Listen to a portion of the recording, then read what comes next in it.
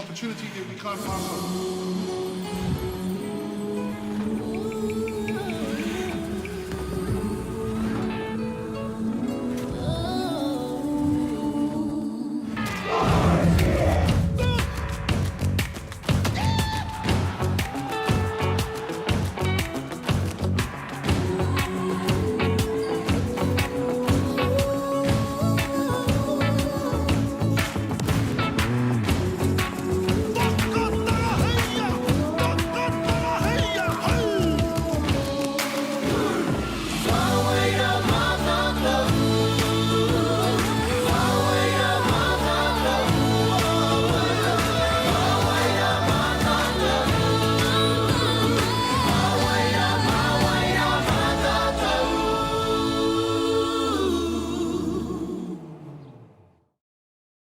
Nau mai rā, nau mai hoki mai ki tēnei te rā tuawhā o tēnei tōna mana nui, tai ore ore.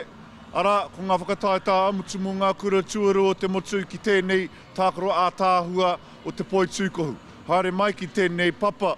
A kua nei ka timatake nei ngā tākaro i wainga nui i ngā kapa e toi tonu ana ki roto i tēnei whakataetai. Nō reira, nau mai piki mai, aro mai ki tēnei te hōtaka e haere aka nei. Kia ora mai tātou katoa. Nō reira, mihi atu ki a koutou te iwi, nau mai hoki mai ki te papa oia, mo tēnei whakataetai, te whakataetai poi tūkohu o ngā kura tuarua, ko Joshua Tukuunga, ki tā taha ko Tuku Hoa, kia ora and morning to you, Brian. How's it going? Yes. Crossover day, the day we've been waiting for, where we get to see some even matchups. These first two rounds this morning, the 2 vs 3 play-in, we've got 8 Wahine teams, 8 Tāne teams looking to secure a spot in the quarterfinal, and the game we have in front of us is St Kentigern College versus Mana College. Yeah, I was just looking around at the courts behind us and got some good mouth-watering matchups there as well. So looking forward to this round. Obviously, Whānau, this is the 2-3 playoff round for a chance to go in the quarterfinals. If you won your pool, you go straight into the quarterfinals, which 4 teams have already done that and earned the right to do that. So we'll get straight into it. Yeah, a bit of a sleep in for the teams that got top of their pool. Maybe the coaches are down here scouting, but you know, saving the legs for the afternoon while these teams battle out just for a chance to play. So a lot rides on coming first in your pool, and we saw that last night with Napier Boys with Mount Maunganui in overtime thriller, where Mount Maunganui upset probably the favoured Napier Boys, and they're going to have to back up this morning in the not too distant futures to try and even make the quarterfinals. Yeah, I think they play after this game. They're playing Rangiora High School, so we'll just get through the team list here. We've got St Kentigern College, Mima Forster, Giselle Forster, Ashley Tumailu, Charlotte Yock, Mishka McLister, Midiama Watini, Kilani May Tuno, Rosabella Ward, Jeanette Tuimailu, Georgia Dixon, Yasmin Braid, and Tuilosa Luluga, coached by Darcy Finnegan. Yeah, and obviously her running mate Amanda Wayman as her assistant. So looking forward to seeing what St Kitts. I believe they were second in the Auckland competition this year, premier competition. I think so. I've certainly seen some posts by Coach Darcy Finnegan about their success building on previous seasons. As we see Mana College, Nevaeh Stojakovic, or it's not Stojakovic, sorry. Skunovic, Cassidy Karika, Christina Leopepe Sua, Milan Keelan, Aroa Mitchell, Kahukura Ellison, Eden Metekingi, Gia Bishop, Ella Malo, Ngā Ruhine Apirana Bishop, and Alisa Todima, and coached by Boyd, and assistant coached by, I would assume that would be Randall Painga and also Randall Bishop. And looking forward to this one, Ryan, as we see St Kitts with their powerhouse big Kailani.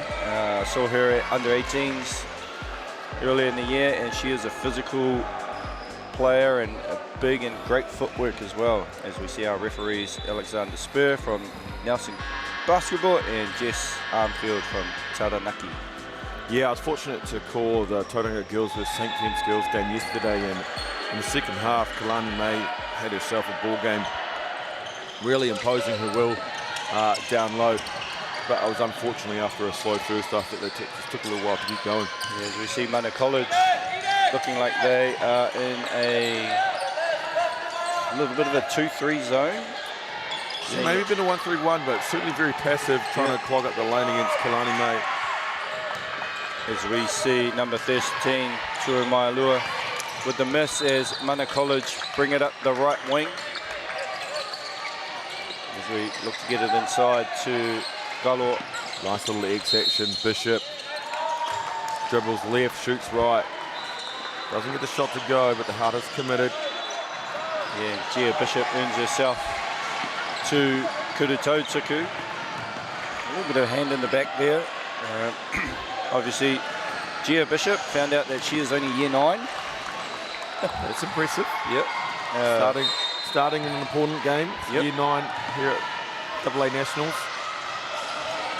Oh. And St Kitts kind of miscommunication there. No one in to get the rebound, but Kailani May comes in and gets it. Very fortunate. Well, it should have been a lane violation from the shooter, but very fortunate that they didn't get the putback. As Tuimailu just misses the scoop shot, but Kalani May, she's using her size. Offensive two-uppers going to work. One thing I noticed yesterday, Josh, Kalani May has a tendency to bring the ball down. Yep. That while there's some size here to match with Ali Gallo, yesterday she was bigger than everyone by a mile. That if she can just pick it up, chin it, left-hand hook shot, right-hand hook shot. As we saw on the replay there, she did actually do a little bit of a power dribble, but like you said, she doesn't really need to do that with her size and strength as she makes the first kuru toe tuku. And just bringing that ball down just allows the guards to swipe it. As we see an offensive two-dupper there by Tuamailu. Cousins, not sisters, who made the mistake yesterday. Oh, yep. Myself and Toby, Ashley and Jeanette are cousins. As you see, great wall up there by Kalani May, just taking the impact and then blocking the shot, and I think that's a good job there from Kalani May, who forces the turnover. 1-3-1 zone for short. Yep. And that's really the weakness of the 1-3-1, right, is that baseline runner. If you can get the baseline runner running side to side, it's very difficult to get a good look, as we see Kalo with the short kuru peke, as number 4 Forster with the two-dupper. St. Kitts moving the ball around. Good save by Kalani May.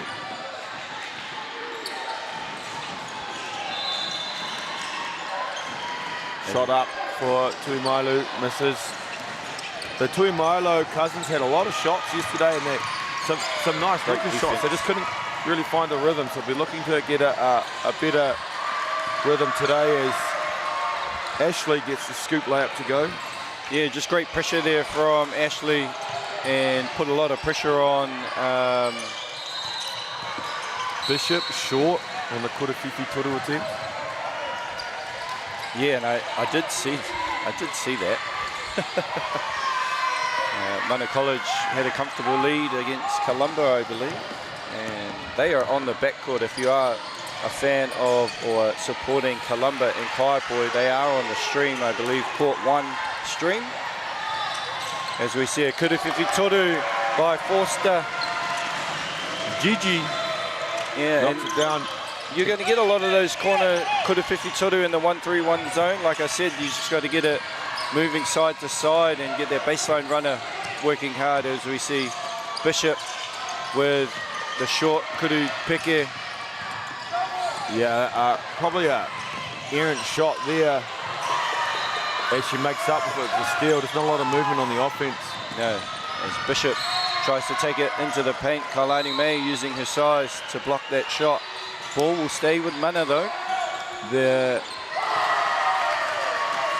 weakness of the 1-3-1 is the corners, so if you can shoot, like we saw Forster knock down a Kurawhiwhi Toru attempt prior, will allow them to have some success. But if you are a poor shooting team, or you just don't have, have a bad game, that can really cause some havoc, 1-3-1s. Yeah, for sure. And just looking at what Mana have installed for us in their baseline out of bounds, what's your, defensively, what are you thinking on a baseline out of bounds there? Protect the basket, just allow any pass going away from the basket. Yeah. And you don't really want to overplay the passes going away, so you're not susceptible to backdoors. I've seen a lot of turnovers from the baseline out of bounds from a lot of teams, just because they are just forcing it to throw out to the three-point line. As we see an errant pass there by Ashley Tuamailu. At the time they looked like a bit of a 3-2, and that perhaps that's due to the substitutions, as we see Gallo take a seat and Karaka in the game, and they might change up zones for their personnel. As you see some fancy handle there by number Ono Nevea. 2.3 seconds here on the shot clock. Ball didn't touch the tupper, so no reset. As we see number Wadu check into the game, Milan Keelan. We had a reset of a shot clock there. So just gave the score bench a little bit of a steer, not doing their job properly. It's all friendly fire though. There are plenty of my games throughout the season. Yeah. Shout out to our whānau that are doing the score bench. Basketball Manawatu always have a great crew of volunteers here. Yourself, obviously, from this area, so you'll know a lot of the school bench volunteers pretty well. Yeah, we've got Fielding High School's finest. Nice. To the left of us this morning. As we see Karika try for the drive, kick out to Gia Bishop. Gia Bishop with the floater. Almost gets her own offensive two-dupper. Sorry. Kalani May's done an outstanding job here early, just staying in front, walling up, and really discouraging any kind of interior shot from this Mana College offense. And nice and cheap pass. Oh. Unlucky there. Kalani May doing a good job on the offensive two-dupper just to keep the ball high. Yeah, did a great job, better job there. She kind of got the ball and forced Cassidy Karika to foul her. So just earning more. Kuru Tautuku is young Kalani May. She's short on the first one. It's a little bit of a nervous start, I feel, by both teams. A bit of a feel-out process, you know, being such an important game, playoff game.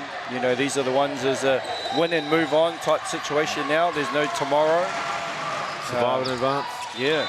Although you do get to keep playing. It's not like the NCAA tournament where you do actually go home. But if you have desires on playing in the important games on the last couple of days, you need to take care of business today. Yeah, as you see, handoff, great defense there by Tuamalu, as Gia Bishop has been very impressive in terms of her aggressiveness at attacking the tupper. Yeah, I'd like to see a little bit better spacing for Mana just to give these aggressive guards some bigger advantage, some wider lanes, as you saw on the replay. Just their teammates creeping in on the weak side, but hey, she's knocking down the first Kuru Tautuku. Yeah, just like you said, spacing. Try and get double gaps instead of single gaps for her, as she has shown that she is very impressive in terms of like her skill set and strong at getting to the hoop, which is impressive for a year 9 at this level. Absolutely. And there's quite a few juniors playing across certainly the AA girls. Yep. At the Columba College game yesterday, and Aria Brown, year 10, plying her trade. Young Maya Lavia Martin for St Andrews, year 9 also. Maya Wilkins, Donna Wilkins' daughter, year 9. So we are seeing this. This is a product of our under-16s over in Malaysia, who had a tough loss against Japan. They played so well. I feel for them. Yeah. I'm not sure it would have changed the playoff, because I don't know what the points differential. So you see a nice good Whiwhituru from Gia Bishop. This is what offense, I'm just going to let this one fly. But full credit to the girls and the coaching staff over in Malaysia, as they gave Japan everything they can handle, and they face a must-win tonight. A win and you're in the World Cup against a Chinese Taipei team. 8:30 as well, so you don't have to stay up too late, Whānau, to catch that game. Yeah, I must say those 11 o'clock ones haven't been my friend, so especially being here all day and then having to stay awake to support Liam and the girls. So as we see another Kuru Whiwhituru, this time by Eden Metakingi, which causes Coach Darcy Finnegan to call her Wāhiki, as Mana closed the gap to single figure, to just 1.98. Yeah, Mana College finding their range from the Kuru Tautuku distance. Kuru Whiwhituru. Kuru Whiwhituru. They did make a couple free throws. They did. So Whānau, just so you know, this is day 2 so day 4. Finals times, obviously in the Whakataitai, they will have their finals tonight. The Wahine at 6 o'clock and the Tama at, I think, 7:30 for the 7:30 or 7:45. 7:45, around that time. So stay tuned for those. We have the A semi-final boys are over on court number 4. So that is streamed as well. I think our friends Zeb and Greg Elliott are on the call for that one. as we see a nice crowd building support. Whānau for Mana College, as you know, it's been a long time just catching up with Coach Boyd and Randall Bishop. 15 years since Mana College has actually seen the playoff or in important games like this since one Jordan Ngatai. Yeah, oh, it was when I was at high school. I remember coming down, still at high school, and Jordan Ngatai hooping, particularly on the court number 6. Yep. Doing good things for his Mana College. Yeah, I believe they beat Ruben Tarangi's Auckland Grammar to make the final against Fraser High School. As we see another kuru whiwhi toru there by Forster. Taurima with the defensive two-dupper, as we see Gia Bishop work through the high post. Great high-low action there, and great pass there to Karika for the finish. Yeah, nice little pass into the space as Karika got the step on Forster. Great for Forster, just couldn't handle, just the pass was a little bit wayward. Just needed to make that decision probably without the dribble. She had on the catch, she had the bounce pass to Kalani May, and then the skip to Forster in the corner, who's already made a kuru whiwhi toru from there. Yep, as we see that little highlight action, almost better defended. Better defended by Forster this time, as we see Neve with a kuru whiwhi toru. That did look good from where we're sitting, it just went in and out. Kalani May on the break, point guard duties and all. And she takes on Gia Bishop. Gia Bishop does a good job of getting her hand in there. Georgia Dixon will enter the game for St Kendrickins alongside her number 11 counterpart, Eden Mitikingi from Mana College. And Kailani May again forcing her way to the kuru tautuku. Yeah, second time on that stack play from the baseline out. First time resulting in the layups, the second time. Kuru tautukus for Kalani May, and they'll be in the bonus from here on out in the quarter. St Kendrickins as Mana College are on 4 team fouls. Kailani May ties the game up there with her first kuru tautuku. Paerawatu tōna kuru. Me te kuru tautuku tuarua. She's got nice form for a big girl and good touch from 15 feet. So good to see. As we see pressure applied by number toru Forster. Yeah, she certainly has, you know, as she develops in her basketball career, the ability to probably step out to the kuru tautuku line eventually. As we see Mick Lister. Great extra there, as Kailani May is just bullying her way into getting offensive two-dupper. Like you said, doesn't need to put the ball on the floor, because Taurima there was there to, almost snatch that away. Yeah, this one should be kuru tautukus as the penalties in effect. But you're right, like, as a habit, Mana probably know that, so they're ready to try and tip it, and it's just whether they get the steal or give up the foul. In this case, it was the huddle that was committed. There's Kailani May, kuru tautuku tuatahi, he pipe.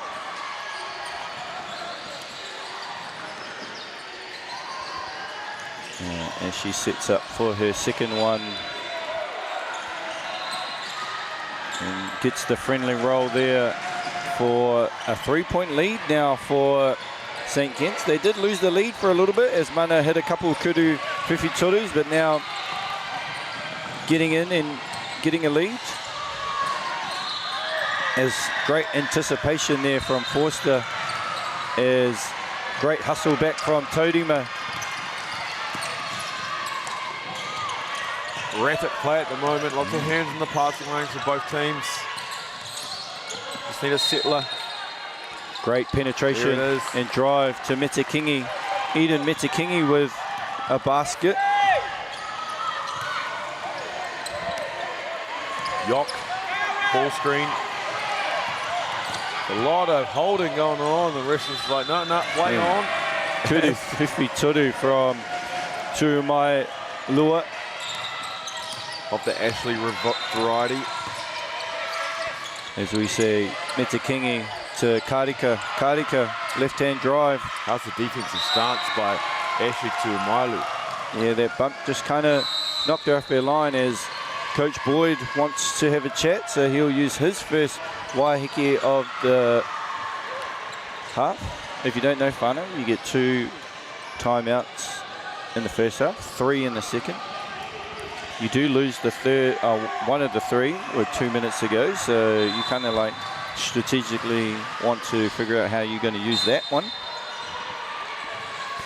So if you don't know whānau, Ryan is our current junior 12 ferns coach, off to Samoa in November. December. Oh, so pretty much straight after school. Yeah, don't even get a day of school. Yeah. School ends and then it's off on a trip. You've been keeping an eye on, obviously, your girls throughout.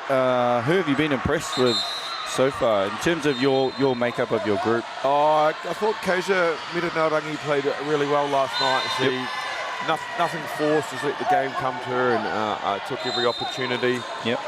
I caught a bit of Hannah Tolle of the Kaipoi team. Did really well on the Ashburton Big, which I see translating to defending the bigs in Samoa. Yep. Which is where we're travelling to. We've got 10 of our current 15 girls competing here at Secondary School Nationals, so nice. It's been good to just watch the girls compete. I'm looking forward to some close matchups both today, tonight, and then into tomorrow. Yeah.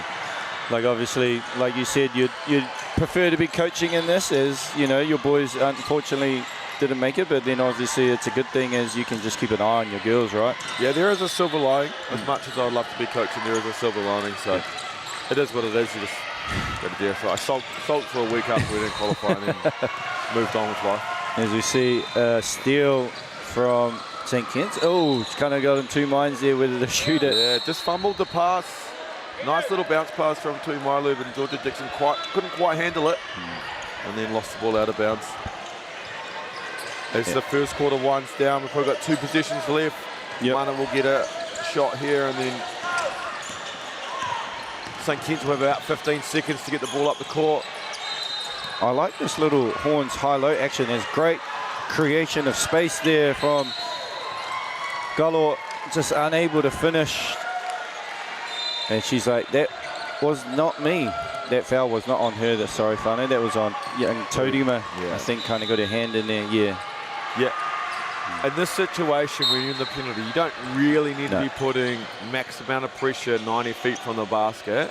Let St. Kitts come down, try and run their offense with limited time because there's 17 seconds to go. Instead, commit the hudder. They get to walk all the way down the court for 2 free shots. And we know Kalani May can knock these down. Yeah, she's shown throughout the game that she has a nice touch from the kuru tautuku, so as her kuru tautuku tuatahi, her paiana.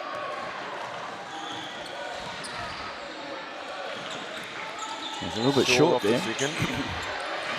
Yeah, it's mostly been splitting the pair, but 1 point per possession in a low-scoring game is probably more than what you need. As we see Bishop now back to Neve. Big in and out for her Kuriwhiwhi Toru at the end of the buzzer. And St. Kitts in the first quarter up Te Kaumā Whitu ki Te Kaumā Rua. And not a high-scoring game, but still you can feel the intensity from the sideline in terms of what this game means for both kura. Yeah, look, Mana really only found the rhythm for about 90 seconds when they hit their back-to-back Kuriwhiwhi Turus. They certainly tried to establish some interior scoring, but Kalani May's already put in a big shift. Either blocking shots or discouraging it, which is making it hard for Mana to tick over the scoreboard. Conversely, we've seen St. Kendrickens move the ball effectively against the zone. A couple of outside shots. A couple of shots in transition, and then getting Kalani May some touches around the hoop, which has resulted in a well-earned and deserved 5-point lead for St. Kendrickens College. Yeah, like you said at the back end there, that hudder committed from Todima was unwanted, uncalled for really, especially in the bonus. With such a good free throw shooting team. Just some updates, whānau. behind us because that game is not streamed. St Andrews College from Ōtautahi down against Carmel, 22-30 with about 9:30 to go in the second quarter. And Ryan is just checking some stats out, some fouls. Just to keep the viewers up on some foul trouble, 2 mana players with 2 fouls, number 4 Taruma and number 12 Karaka, so the only 2 currently in foul trouble.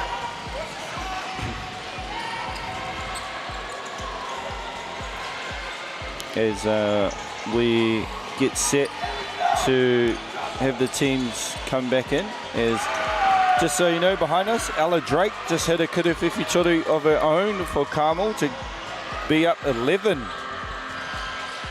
So Coach Chris Vaughan been pretty happy so far.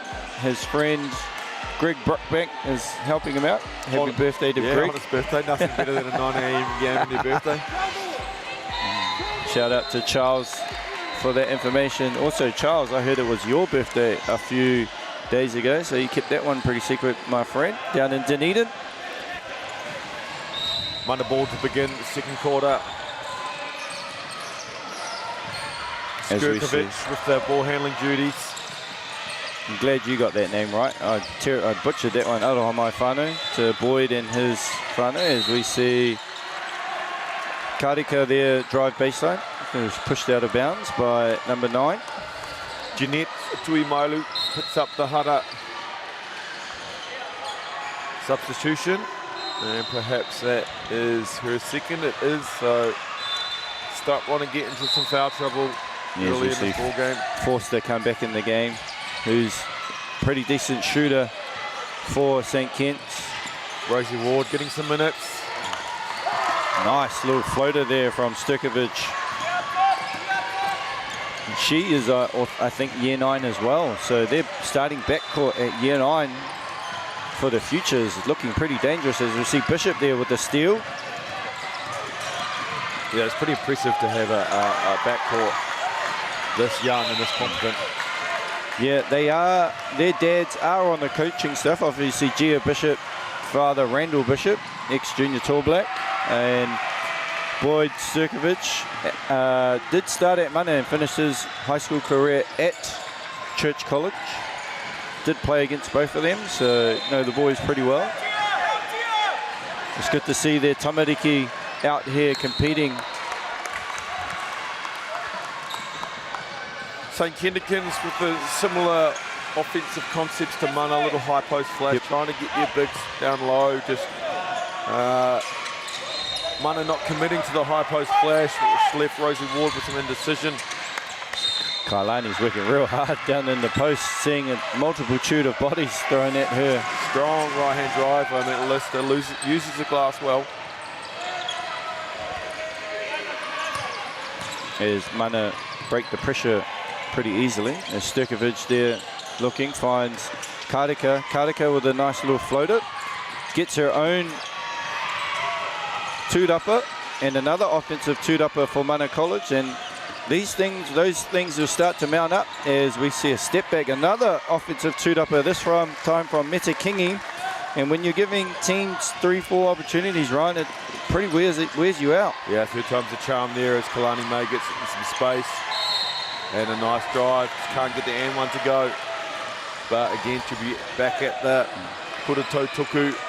I thought Malo there didn't have to swipe at the ball. Kind of had Kailani under the backboard a little bit there. Would have made that shot very difficult. Only her first personal foul.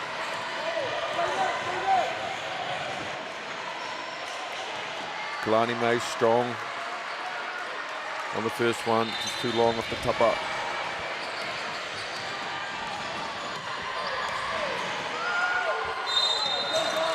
It's the friendly roll the second time round. Again, just at 1 point per possession. You know, if your defense is good enough, 1 point per possession will get it done. Yeah. Yeah, I think St. Kitts have kind of made it a little bit easier in terms of their offense and getting what they wanted. Mana had to work pretty hard for their 16 points. Yeah, outside of that last position when they gave up 3 offensive two-uppers, they've done a good job on the boards. Yeah. Oh, nice backdoor. Probably had the shot there as we see Karika missing the spin as Kents get out on the break. Great defense there from young Gia Bishop. Yeah, I think on that high post flash, Kalani May's got to make a decision. Yep. Either I really pressure the passer in Gallo, or I drop back and encourage her to shoot the little jumper. Because in that moment, she's just in the middle, which is sometimes giving Manu some passing lanes. As an errant pass goes out of bounds to St. Kitts. Viti Kingi bringing the ball up the court.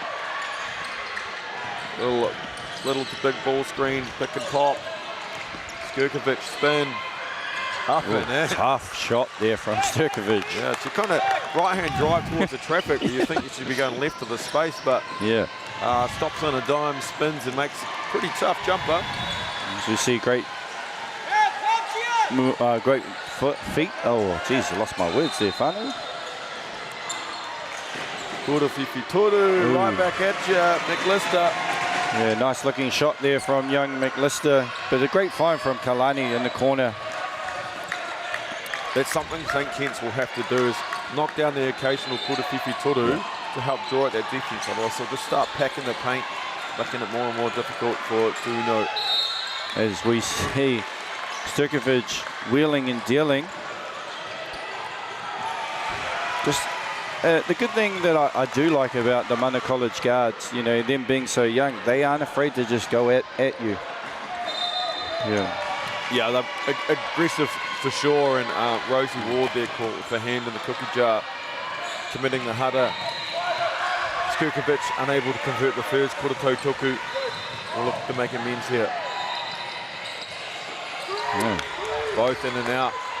In the contents of this game, Kuru Tautuku is important for both teams, as one team, St. Kitts, is knocking them down pretty frequently. Well, I would say Kailani May is knocking them down pretty frequently. Yeah, almost triple team there, Kalani May.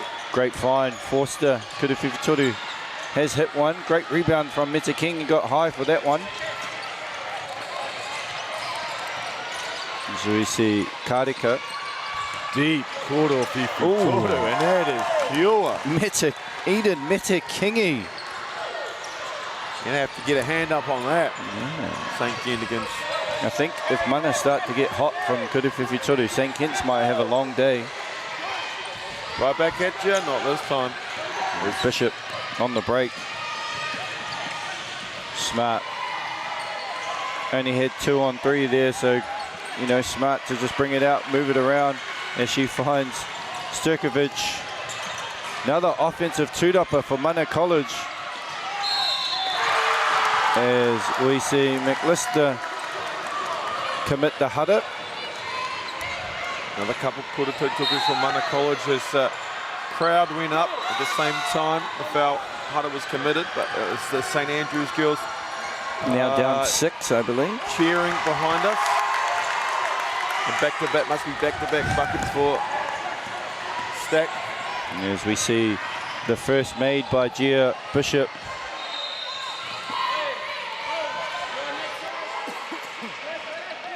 Oh, the offensive two-dupper off the free throws.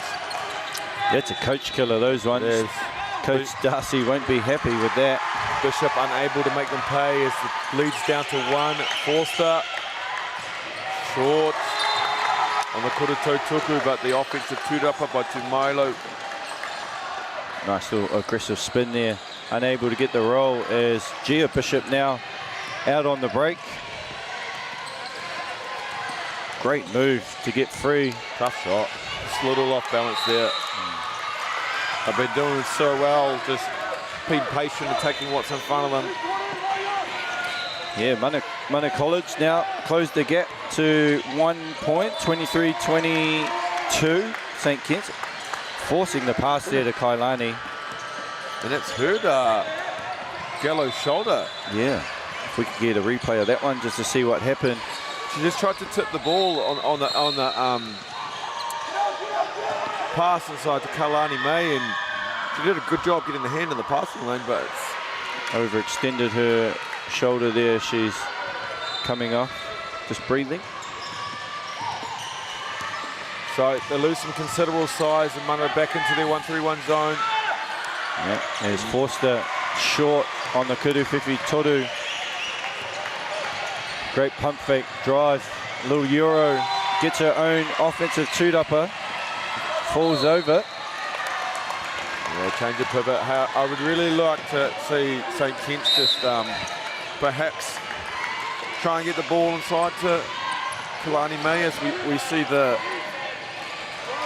replay here of Gallo doing a good job being active in the passing lanes, but the force of the pass may have just hurt his shoulder as we see some extended pressure from St Kitts.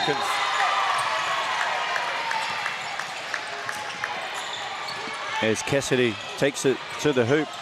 Offensive tūrapa again for Mana College. It's been one of those ones where St Kitts really need to shore up their defensive rebounds. They're just giving Mana 2-3 opportunities every possession. They did a much better job in the first quarter. Mana College finding a rhythm on the offensive tūrapas here in the second quarter. Oh, great find. On these reversals, I would really like to see Kalani May just go find the body and seal, try to get those really deep catches. So she's just kind of been a little bit stationary, right? Parked in on the block and not moving. Like right now, just kind of getting in front of it, the kai pare, and then just sealing off, getting possession. But in saying that, forced it. Mima forced it. Will find her way to the Kurutau tuku.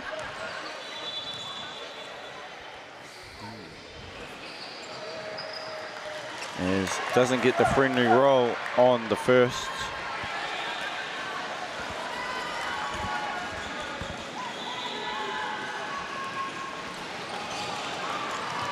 Is just looking over.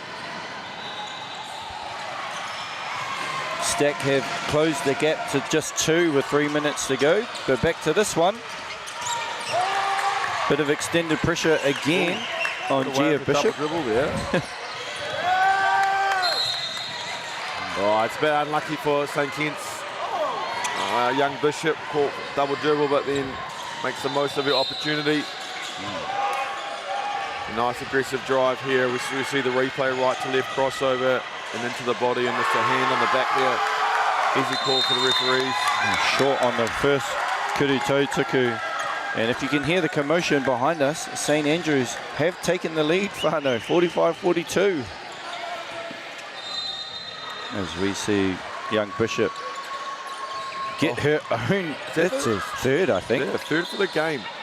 Haven't been able to make them pay, but not good habits here for St Kitts. Says Tuimailu all the way down the lane, and she'll get a chance. Her own pair of Kurutau tukus and timeouts. Mana College.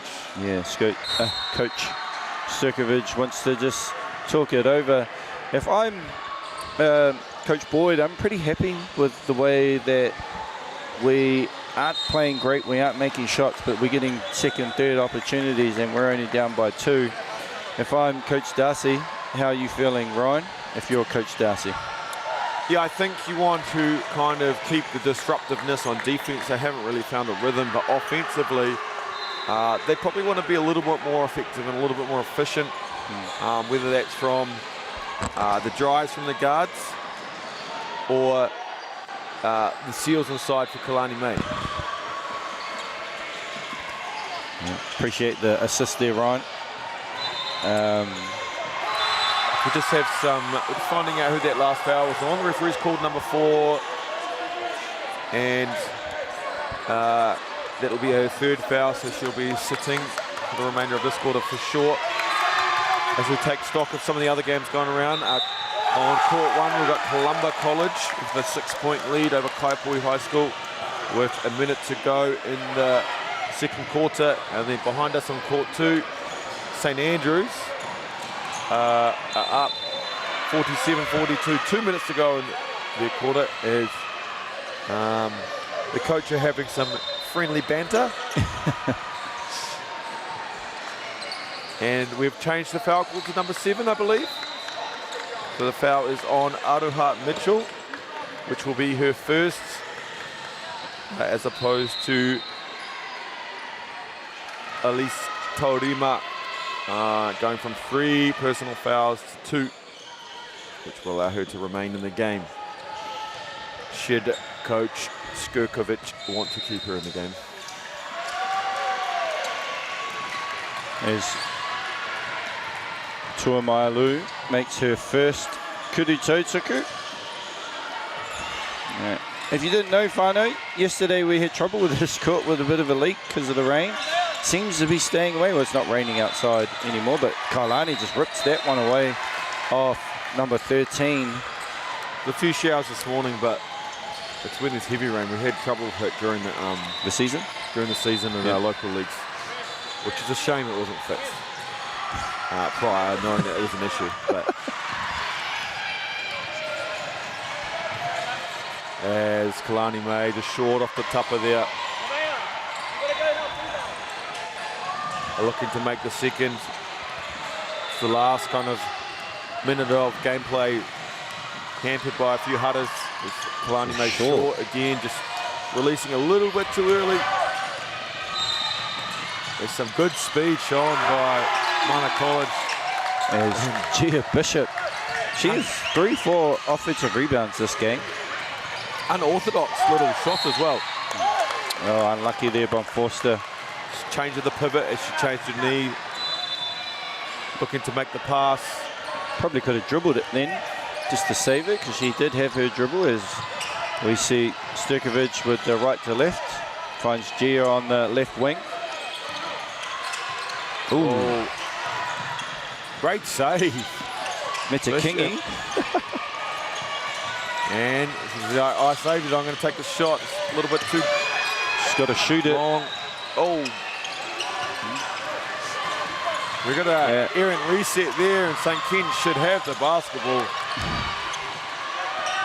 Coach Darcy standing on the floor saying, what happened there? We should have possession, but they do have possession on a semi-little fast break. Dixon, Tuimailu, surveying. Forster. It's a better seal by Kalani May. Strong move for a Good dump cut. off. That's what you're looking for. Initiate the contact, get a good seal, and a nice cut there by Charlie Yock. The hoop and the harm. As you see Coach Darcy spitting out instructions. And a sub here. The referees have got... Should be only one.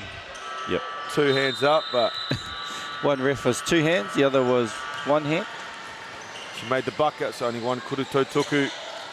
In and out. Just St. Kennekin's been a little bit guilty of not taking advantage at the free throw line as Dixon almost gets the intercept.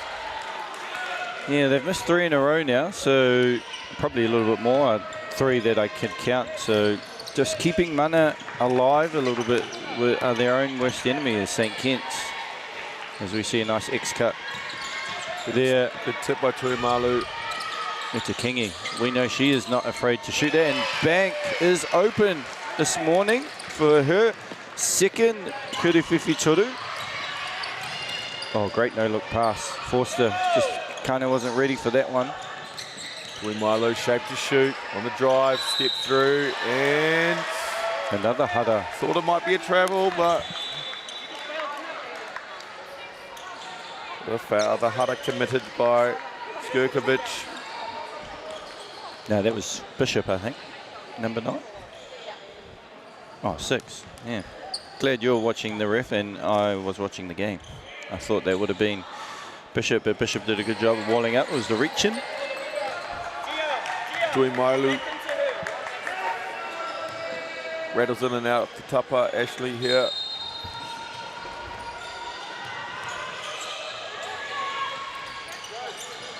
And gets a friendly roll. And St. Kitts take a 1-point lead. Minute 30 to go. Mana looking to retake the lead. As Bishop, no hesitation. As we see a foul call on number 11, Metakingi, for the push. Trying to be overly aggressive on the offensive two-dopper. Again, being in the penalty. We saw at the end of the first quarter. Yeah. A little overzealous, and you get to walk 90 feet for a couple kuru tautukus. Half time on court 2. St Andrews in the lead now, 50-46. Yeah, and Columba up 37-33 on Kaipo High School on the far court. And I am unsure what the other game is that is the qualifying final. It's Rangitoto. That's I right. saw, and I'm unsure who they're playing. But all these teams, you know, fighting for a spot to play in the quarterfinals this afternoon. The teams that have already qualified for the quarterfinals, the Kirikiri Roa Wahine, Tauranga Wahine, Westlake Girls, And Mount Albert Bremer. and Mags. All getting the sleep in. Coach is probably down here getting a little scout going. Oh, Wellington East Rangitoto is the other qualifying final. Which I think, if you're from Auckland, Rangitoto, a bit of a surprise making it through. Yeah, I'm unsure how they fared in the season, but sometimes, you know, we saw on the boys' side Dilworth being Zone 1 and Auckland champions who didn't even make the qualifying finals. Yeah, finished fourth. That pool was a grueling pool of death. That one. Tough pools there. Yeah. Even like Tauranga boys gave Everyone. Nelson a run for their money. Played well against Christ, and they just came out with only one win from that pool. Yeah. So certainly a tough pool, but it's just the way it works out with how the seedings goes. Kalani May. Great find, great seal. Little baseline cut there and got in front of Cassidy Karika. Strong response here from St Kennekins here at the back end of this quarter, but a lot of it done because of the foul trouble. Yep.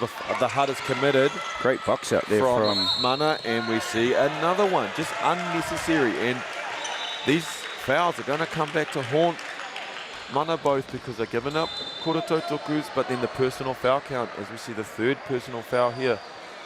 Cassidy Karika, who's done a pretty decent job on Kailani May in terms of making things difficult, but it's just like you said, those little touch fouls 90 feet away from the basket, and all St Kitts are doing is really walking down, making one or two, and then kind of just, hey, I can set up our defense now. And if they made the patch about 3 minutes ago in the game time where they hit a lot of free throws, if they made them at a little bit of higher rate, the lead could be almost 10. Yeah. As Mana should settle for the last shot of the quarter here. Down the lane, good contest by Grani May. Yeah, a bit out of control there from young Todima, but which gives St Kitts the last shot. And Forster, no good, got forced beneath the basket, and that will do us for the first half. St Kitts take a 34-27 lead into the major break, and we'll be right back with you.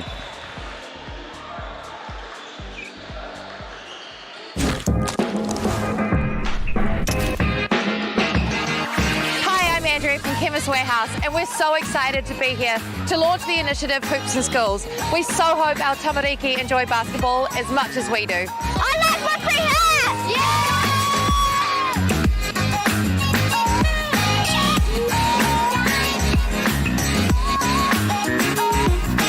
Hi, my name is Riley, and I like these hoops because it's a great opportunity for us to learn how to play basketball.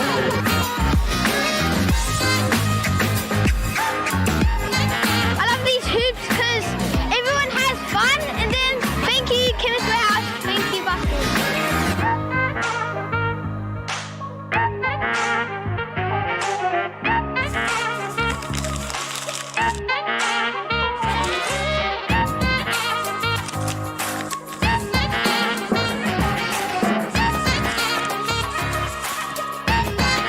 Thank you Chemist Warehouse.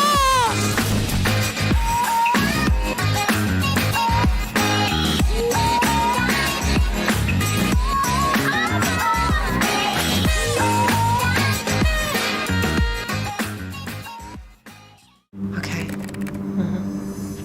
Yes. Okay. Yeah.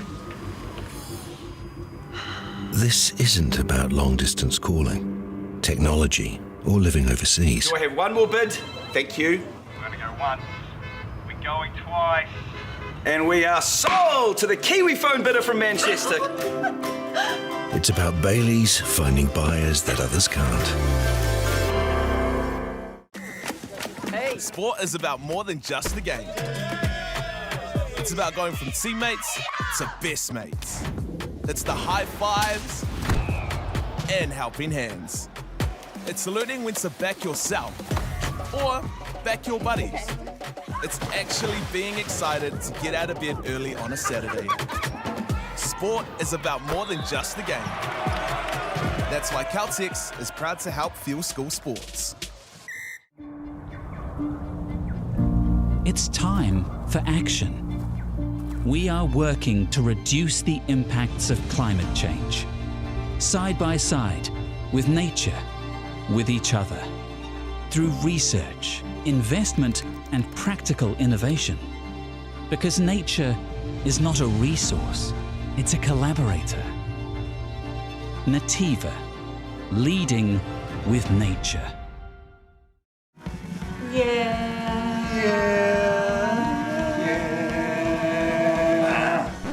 Why are you ruining it for, Joe? Hurry up, come back here. No, just because you're not tall enough to get on the top.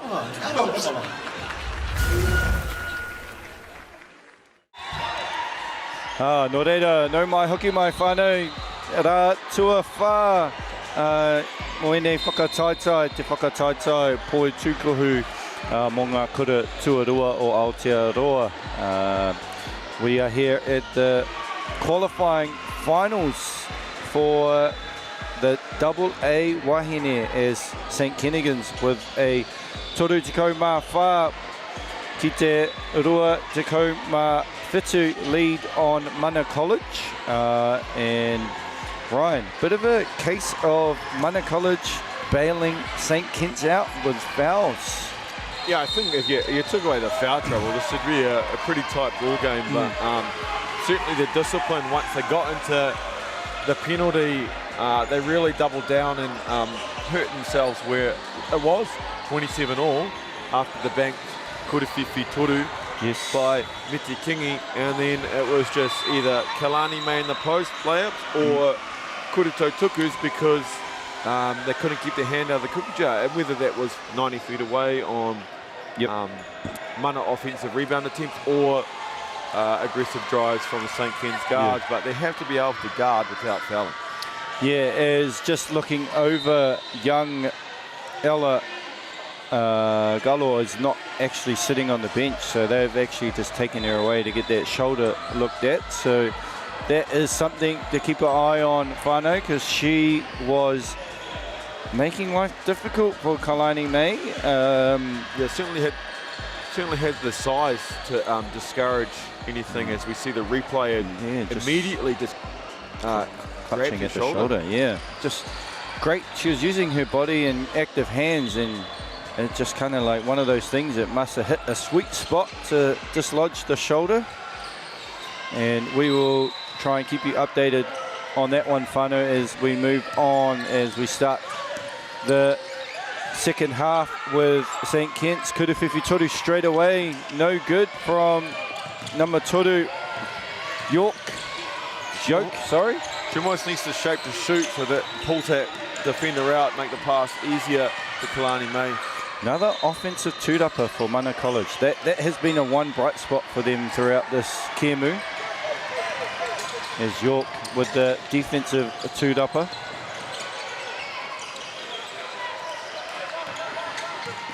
Tuimailu. There we go. See, on that catch, eyes right on the rim, that draws the Mana player out, and now she can get downhill. Yeah, nice little. Kalani May wheeling, and she makes a little floater game. Yeah, great coaching there, Ryan, in terms of what you saw, and she was able to adjust. I think you just love it when you say it as a coach and it happens straight away. As St. Kitts have really turned up their defense here at the start of the second half. There's great driving kick there. Probably shouldn't be helping out of the strong side corner, but know that too well. Oh, great spin move. Dixon with the up and under, spin back to the left, and float again back to back in a similar spots. Two different players in the St. Kitts ladies. And as we see extended pressure from St. Kitts, Kaidika catching at the high post. I feel like they could play through the high post quite a lot because Kailani isn't really defending that pass.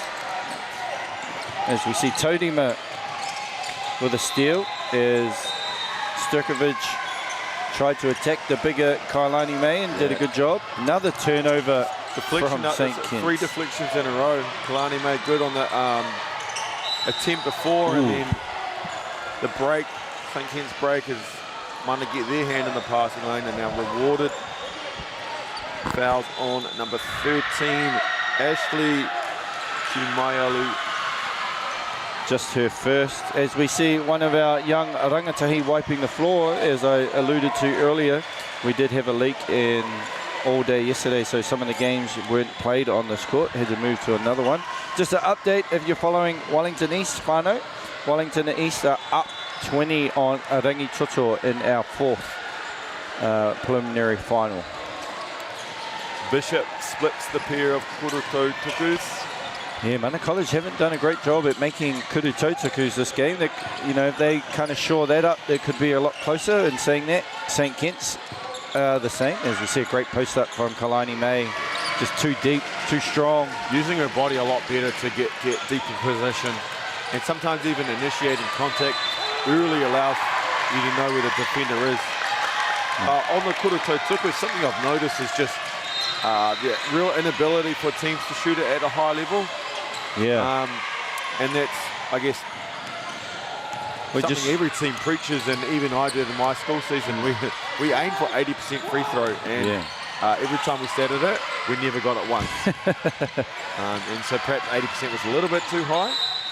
But we pulled up the stats yesterday on a 12-game sample size, and we only shot it at like low 60s, and it's something that all teams should be practicing consistently, so that, you know, when the Hunters are committed, you're making teams pay.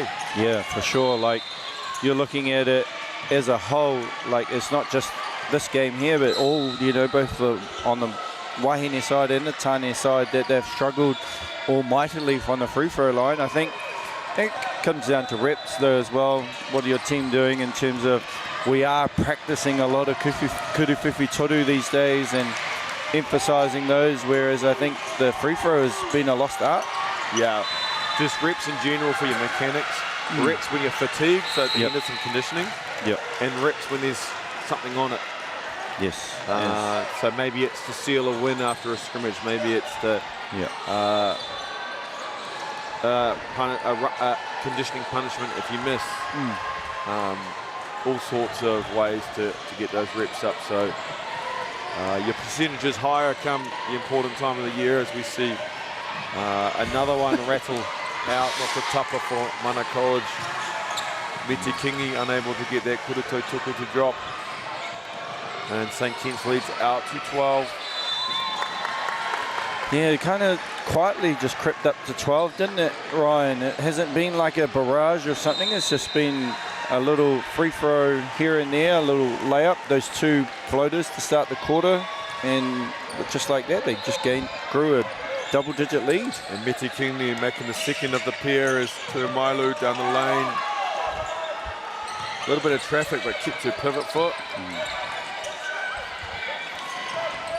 Kailani May's just like, hey, I'm down here, give it to me. I'm putting in the work. As Miti Kingi. Yeah, if St. Kitts can't get the ball to her quick, you can see that Mana players on the weak side just dropping down to discourage it. So perhaps a skip pass in the future will become vital. It's a great little wall up there from Miti Kingi just to stop the break, and then without fouling. That's, not to commit the Hatere and transition. As Bishop with a deep kuruwhiwhi toru. Ball will stay with St. Kitts. Just our score update. St. Andrews up 55-48 on Carmel now, and the Columba Kaipo game 43-42. Oh, great work, Miti Kingi. Just a bit too deep in the paint there, Charlie Yock. made an easy block, but the ball straight back to St. Kitts with some active hands. Yeah. Sturkovic just kind of went to grab it and it slipped out of her hands. Yeah, nice shape to shoot. Opens up the driving lanes, and Jeanette Tuimalu makes them pay. There's a big difference of when the girls are catching in the corner and they just don't even look at the basket. Yeah. And the Mana defenders can be a bit passive, and then your shape to shoot is drawing them out, which is opening up the driving lanes. Interesting call there by young ref. I thought that came off St. Kitts, but they're having a discussion. One thing I've been impressed by the team in grey is when they're unsure about the call, they've gotten together and had some good conversations to, discuss what each ref's seen from their vantage points to make sure that they get the call right. Yep. Yeah, and like young Jackson was telling me that, their mahi just doesn't happen after they finish the game. Each pair of referees, they debrief with their senior, and they have a good 20-30 minute debrief about calls, because their observer is jotting down notes during the game, which you love to see. And I know Whānau back home think that they just ref and leave. Nah, they actually are trained to do these things, as we see a Kuruwhiwhi Toru. Nice offense there. It was probably one of the better positions in St. Kitts in terms of ball movement. Side to side, baseline drive. There's Dixon. Yeah, Mana just bailing them out on those, as only their first foul call of the quarter, but you're right, as we see Dixon here, if you just wall up, hands up early, not late, and then Dixon's going to make a tough shot. Yeah, it's just that, also that laziness of like using your hands instead of your feet as well, which a lot of players are good at. And Dixon's not an overly tall athlete. No. It was Meti Kingi with some long arms in the help side spot. And just if you're going to make a tough shot, credit to you, but you're not getting free shots from the Kuruto Tuku line. Oh, great hustle there from Georgia Dixon. I have seen a lot of the just relaxed inbounds where it has been stolen because the offense had kind of just been too relaxed. And at this tournament, some teams are just super aggressive in terms of the way they play defense, as we see a great defensive stop there from McLister, which leads to an easy basket to Georgia Dixon, which then leads to a wahiki by Coach Sturkovic. Yeah, that lead just pushing out to 16 points. That aggressive defense and disciplined defense from St. Kitts starting to, wear down the Mana girls. Yeah, I think you see the lack of experience from Mana and their guards being so young that you have to be locked in for 40 minutes, especially in a playoff game. You can't switch off. Speaking of sloppy inbounds pass, my Palmerston North boys high team could have made a highlight reel of what not to do throughout the season, as our unforced backcourt turnovers or just not being paying attention would have probably exceeded double digits. They are just soul destroying as a coach. That we're just not destroying. How were those film sessions? Like inbounds and the person's not even looking at it. Just one time we just dribbled out, we just threw it out of bounds. Oh. We weren't looking, and it's just like, boys, what are we doing? It makes you lose your hair then, doesn't it? Well, they ain't even left. As Mana College really needs to reset a little bit, as St. Kitts have just built a little bit of pressure, built a nice 16-point lead here midway through the third quarter, and it'll be interesting to see how they respond to this wahiki, a bit of adversity in a playoff game. Regardless of how the result ends up, it'll be the experience for this Mana team, particularly for the young players. I'm sure how many they lose next year is going to be massive going forward, and you could see, Bishop and company, in 3-4 years' time, when they're year 12, year 13, and they've been here a couple of times, they're going to be you know, tough to deal with his too. Malu, Jeanette. Yep. Baseline drive. Leads out to 18. Kind of just deflating some of these plays for Mana College, right? And when you get a younger team down, you kind of just have to keep the foot on the gas against them, as we see a nice drive there from Leo Pepe Sua. Kick out. Offensive two-dupper is Bishop squaring up. I thought she had the left-hand lane there. Perhaps that's to work on for her over the summer, is their trust in the left hand. Yeah. I'll just remind viewers that the game was tied 27-all. Yes, so this is an impressive run by St. Kitts. 18-2 run where they've been ticking over the scoreboard consistently, but putting in a shift on defense. Yes. Giving up only 2 points in approximate 10 minutes of gameplay. And it was 27-all after the banked Korofifi. Yeah, Toru by Mitikingi. It seems like an age ago that that three that kind of gave them momentum, and then St. Kitts just took it over. As we see a nice drive there from Sturkovic, just a little hezzy go there. And hopefully that gets her going, give Malmo a chance to get back in this ball game. Great defense. Turnover, there we go. Yeah. Bucket into a turnover. Good defense. As Coach Finnegan says, nope, actually no, that's not too much. We're not going to really want to get any momentum. Good timeout there from Coach Darcy. You know, saw that Mana kind of just wrestled away, got an easy layup, and then a stop. So great to see our coaches putting in the mahi as well. And as you know, a coach yourself, high school campaigns are long. Oh, absolutely. 6 months, you know. Yeah. Kind of ended term 1, you're starting your trials and you're practicing. And then, holidays are term 3, so it's 2 full terms. Yeah. And then you're probably still practicing in back end of term 4 as well. Yeah, you can't do nothing in the off-season. No.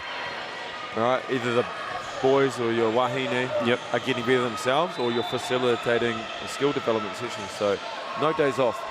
No, it does get like that, and especially if you teach at the school, so you're seeing those boys all day, every day. We'll just take stock of our other preliminary quarterfinals that we can see. We've got Columba College 54-46 lead, the third quarter break, and as the third quarter winds down in court 2, it's St. Andrews with the 69-58 lead over Carmel College with 12 seconds to go there, so one possession. Carmel at the line. As good signs as Gallo is back on the bench, Whānau, for Mana College. She has come back, and I think she gave Coach Sturkovic the thumbs up to say, I'm good to go. 1-4 high set for Mana to begin. UCLA, pop, Mitikingi, left-hand drive. Just a little bit out of control. As we get the travel, the change of pivot. As she rolled over from her side onto her backside. Yeah, Tuamalu, a little bit lucky there. She lunged for the steal that Mitikingi couldn't get a clean catch. Otherwise, you know, you would have put your team at a bit of a disadvantage there.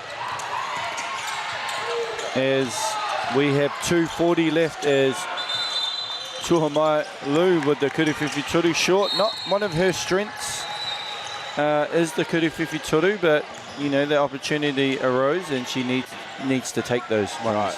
And again, like we talked about, if she catches that eyes on the rim, shapes a shoot, it'll make that pass to Kalani May a lot easier. Yeah. But the defender backed off, a little bit more balance, give that ball a chance to get in the hoop. Yeah, as we see there, 1-4 set there.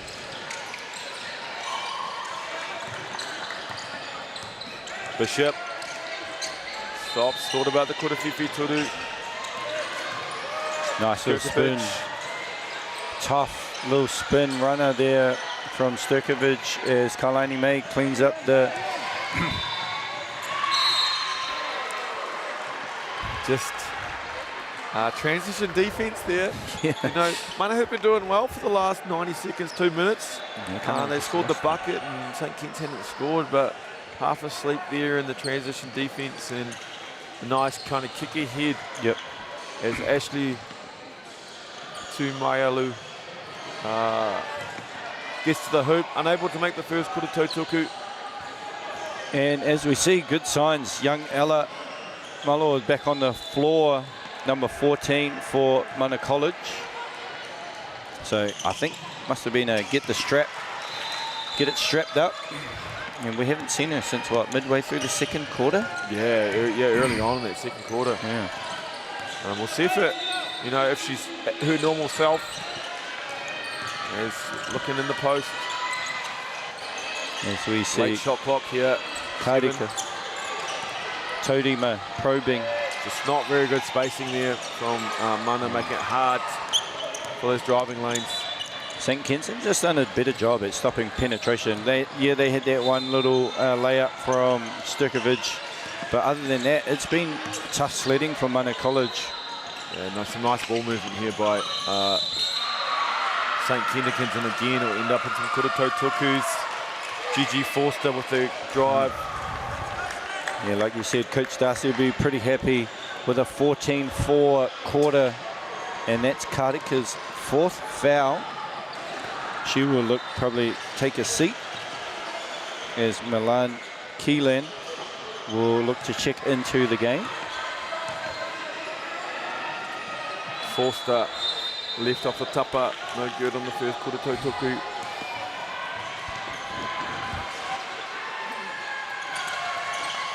Friendly roll on the second. Like you said, with the amount of points St. Kitts have left at the foul line, you could be looking at maybe like a 25 to close to 30-point lead for St. Kitts. And similar for Mana, yeah. They had their fair share of kura tautokus, and some more, perhaps some more coming here in the first half. If they can knock it down at a high rate, then they stay in touch. And sometimes scoreboard pressure can do funny things as we start to see the AA boys filter through as they're around the preliminary finals about to begin. We've got Napier boys. Yeah, taking Rangiora on this court. Nelson boys. Some epic matchups. I was thinking about leaving the stadium to get some mahi done, but we'll delay that an hour and a half so I can watch these boys go to work. See Bishop earn her chance for kura tautokus with the hudder on Dixon, and it's just kind of been in the balance a little bit, and St. Kitts just kind of wrestled it away from Mana College there in this quarter. And like I said, 4 points for Mana College this quarter, make it 5 on this kura tautoku from young Gia Bishop. Yeah, certainly St. Kitts in trouble with the scoreboard for a good 3.5 minutes. Just Mana was unable to make some inroads on the scoreboard, and now they've got it to 16, and there's plenty of time to go, but certainly in a low-scoring game, 16's been quite the lead. Yeah, but you never know. There's been some pretty big comebacks this week. We obviously saw a 20-point comeback from Rangitoto against Napier Girls early in pool play. So anything is possible, especially with the great equaliser, which is the kura whiwhi toru. Yeah, we'll see Mete Kingi and Bishop knock it down, and Forster. The great equaliser, also the great advantage for Forster as the lead pushed out to 19. Gigi knocking it down, her first one of the ball game. Made a couple yesterday against Tauranga Girls. And look at her on the ground too. Just trying to get every rebound. Yeah, referees seem to travel there. I thought there was a little bit of in the back foul by Mana as Mete Kingi, aforementioned, into the game last 15 seconds. Perhaps trying to make the most of this last play here. Don't want to shoot it too early. You want to make sure you get a quality look, and probably the worst result there for Mana College. No shot taken in 10 seconds for Forster in the corner. Almost back-to-back kura whiwhi torus. And that won't count whānau. It went after the buzzer, and St. Kennigans built a 52-33 lead going into the 4th quarter. Like you said, just wrestled the game away from Mana College and built a lead with some kuru tautuku, a little kuru whiwhitoru there by Forster. Mana just couldn't capitalise on that patch where St Kitts could score. Yeah, and hopefully Gallo being back will slow Kalani May's effectiveness. But if Forster, the Tuimaru cousins will, take advantage of some open lanes. Yeah. Conversely, Mana, they've got to get the 3 ball, got to sort out their spacing, they've got to get the 3 ball going. It's got to be Mete Kingi, it's got to be Gia Bishop taking control and trying to score quickly and effectively. Yeah, just some score updates, finals.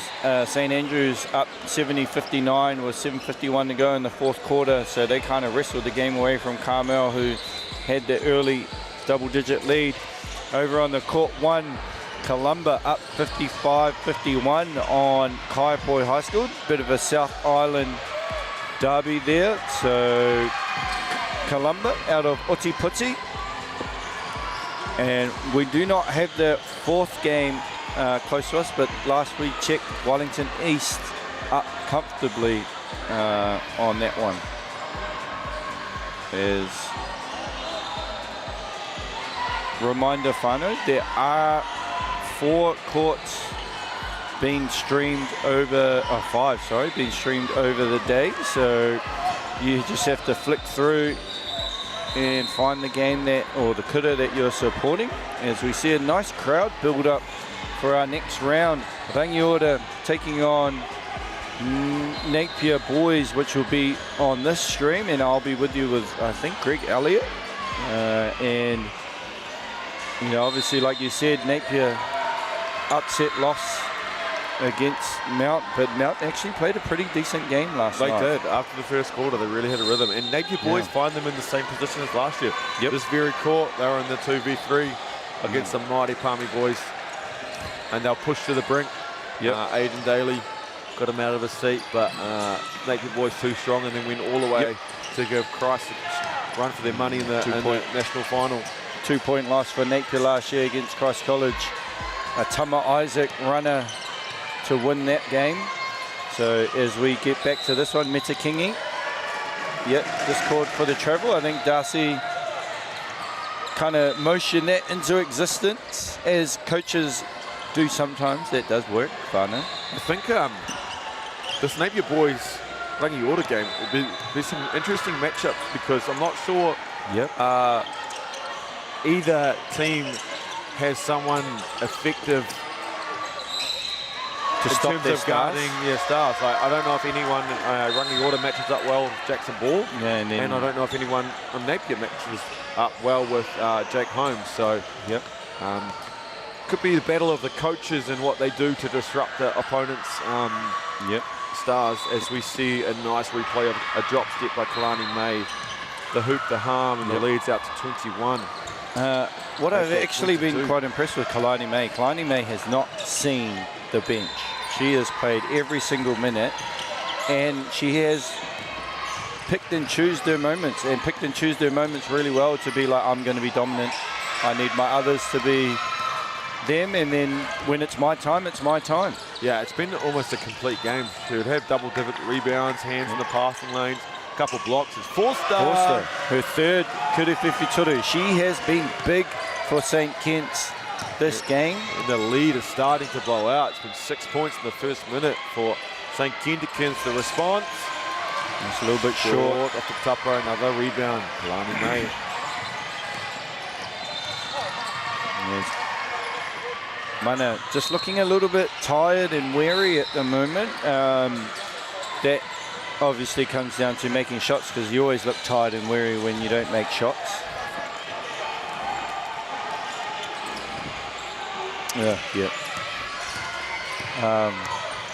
So looking how we match up here. Bishop, little handoff to Mete Kingi. Looking for Gallo, no good. Might have come off the foot, but didn't quite see it.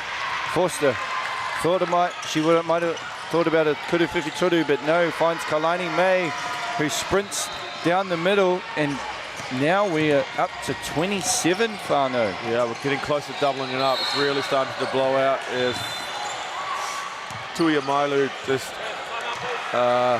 committing the huddle, and Coach Skirkovic will call a timeout. This is all but over here, unfortunately, on the court. You know, to overcome 27 points in 8 minutes is no mean feat, but particularly when you've only scored 33, it's very difficult to do. And I think what Mana will be trying to do is, can we find some sort of rhythm to carry in over to the afternoon's game, as they probably reset their goals. Looking to play in the middle eight. One thing I would like to see from Mana is they've got to get some better spacing if they want to be more effective, whether that's feeding Gallo down low, or is it finding driving lanes for Bishop, Miti Kingi, Torima, you know, any one of their guards. At the moment, they're just all playing in this kind of V, leaving the corners vacant, and they've got to stretch that defense out. They had that nice when they were in the 1-4 set with the high-low action with Gallo when she found Karika on the lap, which seems like an age ago. You know, that seemed pretty easy for them offensively, which they kind of went out of. I think with that one, St. Kitts adjusted and Kailani May dropped, and Gallo was unwilling to shoot that Kuru Peke from the foul line. So good adjustments from St. Kitts, but you got to remember, you know, youth does play a bit of a part in terms of experience and being in these moments. Yeah, I mean, obviously we alluded to it before, but massive learning experience, particularly for the younger of the Mana College players, but for all of them about the moment, the ability to defend without getting hudders. Yeah, and that's been a big part as well, right? The kuru tautukus that St. Kitts have built up, and, you know, they started to make them a little bit later, as we see a kuru whiwhitoru from Bishop, and it's kind of like desperation time now for Mana College, who really need to put them up, but the spacing is just not there right now. Charlie Yock, the ball handling duties, surveying. Tuamailu going to work. Tuamailu's hasn't done anything amazing, but she's just been super solid for St. Kitts in terms of running their offense, getting Kailani May the ball and finding her teammates. As we see, Kailani May is just taking over now. Almost could have been an and one. But you're right, Tuamailu, really active defender. Attacked closeouts well, make good passes, just all-round solid game, helping the team to this 29-point victory. It's a kingy. Really like the look of Metakingi, that long athletic wing.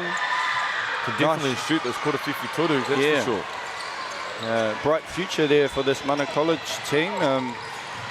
Not calling it early, but St. Kitts looking pretty comfortable with 7 minutes to go, as they have just kind of grinded it out, as we see Gia Bishop with a kuru whiwhitoru heavily contested there. As just a score update for us, Ryan, on the court behind us for the whānau back home. St. Andrews 70, Carmel College 64, 4 minutes 52 to go. And on the far court, we have Columba College. No, we have Kaiapoi is our streams just a little bit behind. They've taken the lead with 4 minutes to go in the fourth quarter. Great wall up there from Karika, as Ashley Tuamailu could have just kicked it out there. As in the background, you could probably hear Coach Adam Morgan, who's very passionate when he coaches his girls. So their game is in the balance as this one starts to wind down, as a turnover as Tuamailu on the break, and I believe another foul call, on Metakingi. Strong drive by Jeanette. Oh, just gave her a little, I'm going right. Oh, maybe a little bit unlucky there from Metakingi. But that's a production of like what's happened during the game, right? You know, they think, oh, you fouled all this time, like that's another foul. even though she may think otherwise in terms of like, oh, I got a ball that time.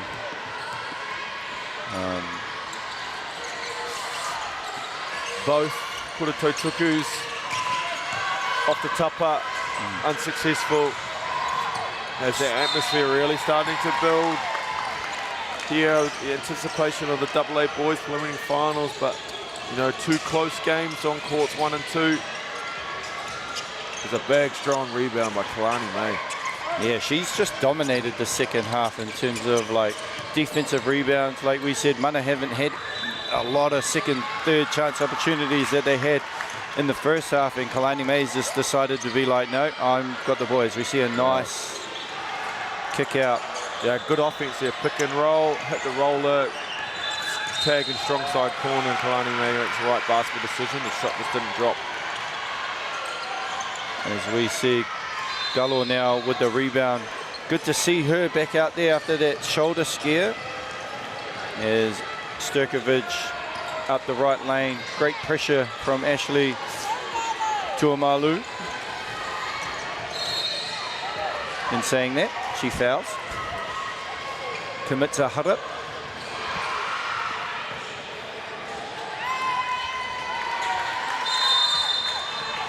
So up, kind of like up big here. What are you thinking, Coach Darcy? You know, you do have a tough quarterfinal coming up later in the day. You'd like to think that Kalani may get a little bit of rest. Maybe 30 more seconds, and then I mean, from memory, Mana College had 25-ish points at the half. Yep. No, 27. So they've scored 6 points this half. So your defense is really doing well. And offensively, they're just, you know, taking not a lot of bad contested shots, either layups or like open threes. The offense has flowed a lot better for St. Kitts in the second half. As we see Gia Bishop still working hard.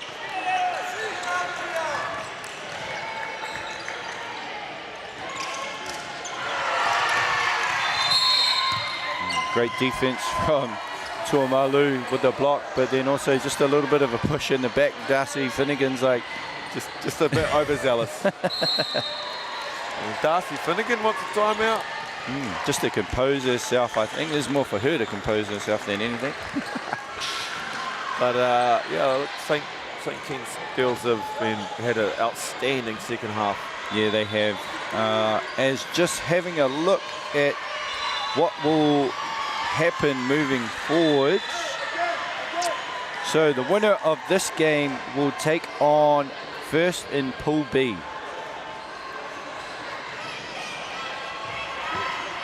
Who is? Oh, Mount Albert Grammar. Mount Albert Grammar, there we go. So we will have a Mount Albert Grammar, the Zone 1 quarterfinal. St. Kitts quarterfinal. Quick update, Columba College have a 2-point lead, 1 minute 49 to go on court 1. St. Andrews still retain the lead, they're up 7, 73-66, 3 minutes 29 seconds to go. Carmel basketball, so a chance to reduce the deficit coming up. Yeah, and the winner of the St. Andrews Carmel game, Tauranga Girls. Pretty good quarterfinal. Tauranga Girls with Palas Hokianga, Grayson Parahi, Jayla Teki. Yeah. Miti Kingi doing a good job to not commit the backcourt violation there. And the winner of the Kaiapoi Columba will take on the 3-time defending champion Westlake Girls.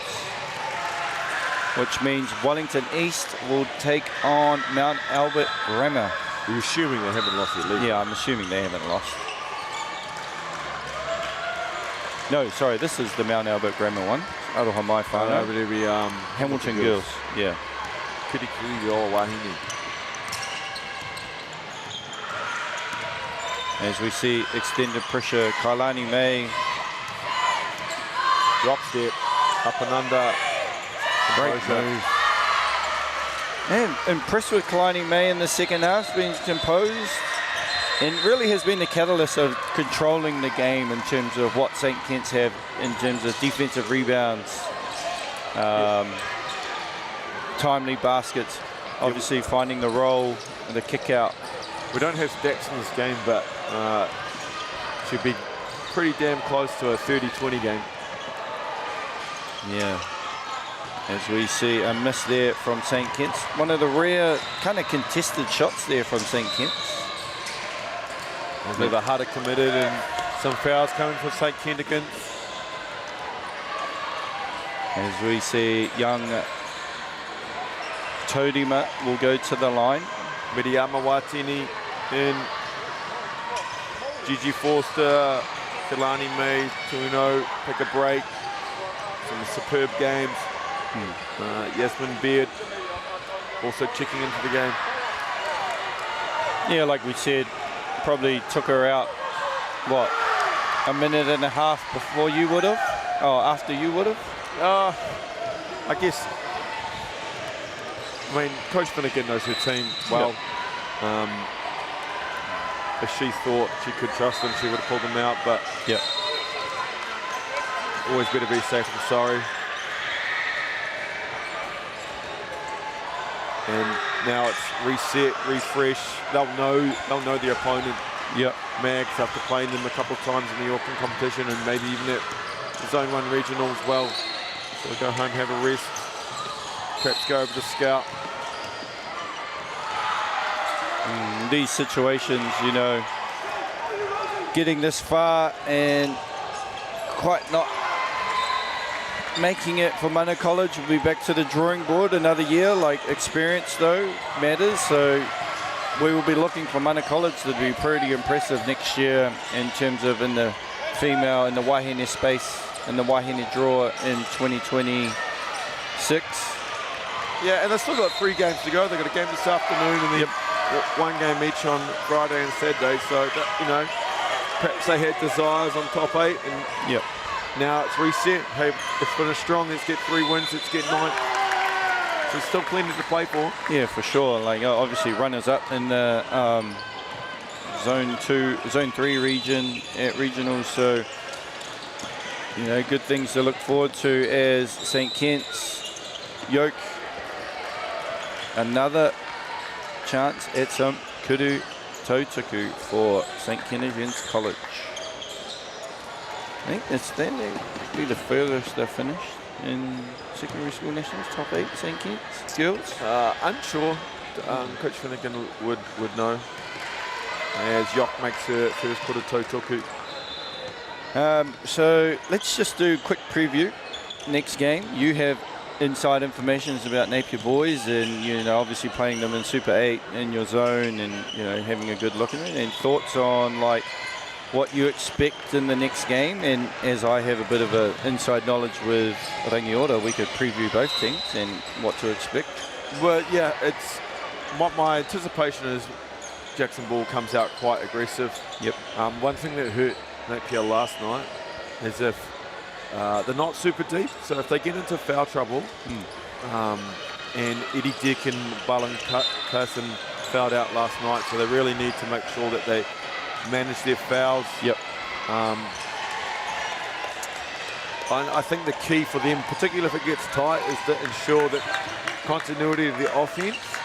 Granted, it's likely Rangiora will do something to either box in one or just get up and deny Jackson it. So how do you get Jackson involved without it ruining your flow of your offense? So there's kind of a good balance you got to find there. As we see the push shot from Karika, number 12. So yeah, Rangiora? Yeah, it pretty much runs through Jake. Jake's been running the point guard. You know, they have some great role players, good bigs that help out in terms of surviving and keeping Jake out of foul trouble. Like you said, you know, here's a matchup problem at 6'9" that can shoot the 3, has a decent handle, but I think that game was going to come down to the others, you know, the supporting cast of what Rangiora supporting cast are going to do to help Jake. Like, I watched the back end of their Roz mini game. Jake pretty much didn't play the last quarter quarter and a half because he fouled out in midway through the third. So those guys had experience of actually, hey, we haven't played with Jake, we know what to do. Now we add that element as we see Jackson Ball on the screen locked in with his headphones. And just the way that they're going to just grind it out. So I am looking forward to this game. This game is going to be, I feel like a tight one, and it'll just come down to the supporting cast for both Jackson and Jake. Which supporting cast is better? Yeah, I dare say that actually. Well, I anticipate Napier putting Jackson to guard Jake. Yeah. Whether it's reciprocated the other way around, not sure. Yeah. And then one other factor is Napier played late into the night. They had an overtime game, and it was still going, approaching like 9 p.m., 9:15. Yeah. While the last game for Rangiora was mid-afternoon, so you know, an extra 5 or 6 hours break, probably a bit of a better quality sleep as Napier, you know, sometimes it's quite hard to wind down from for sure. any game, let alone an intense game. And you think about Jake Holmes, because he fouled out in the third quarter, he didn't play the fourth, so he's had very little game time. Oh, well, not saying little game time, but he's had an extended rest period, like you said there. I think their game finished at 5:45, so, you know. And I had a quick chat to Sam Watkins, their coach. You know, we caught up last night, and he was pretty happy with what he saw, and, you know, they might implement something that Mount kind of threw at Napier last night, so we'll see how we go there. As just score updates, I believe St Andrews took away the win there against Carmel. And nice little photo there by Skurkovic. Says the last minute winds down. St Kitts up 27. And Columba in dramatic fashion winning 64-63 to advance to the top 8 for the first time in school history, I believe. Mima Foster on the score sheet. The crowd goes wild. Mana will get one more shot, and then that will be all she wrote.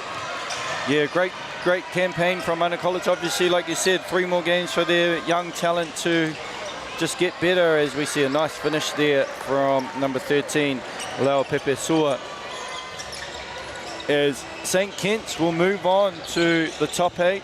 Mana, highest they can go now is 9th, so they'll be looking to finish off on a high with their young group.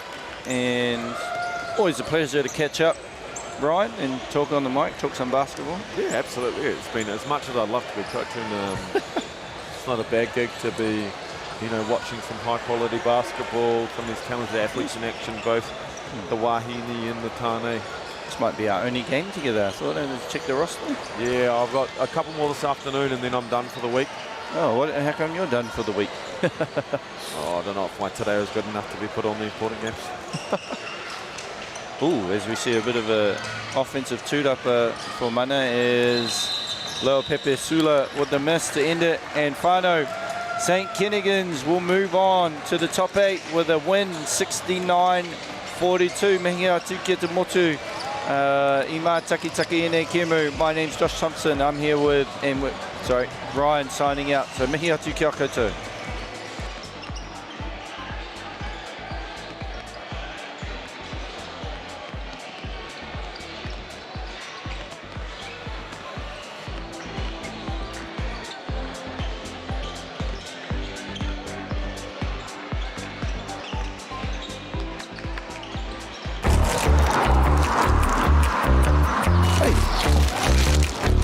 What's going on over here?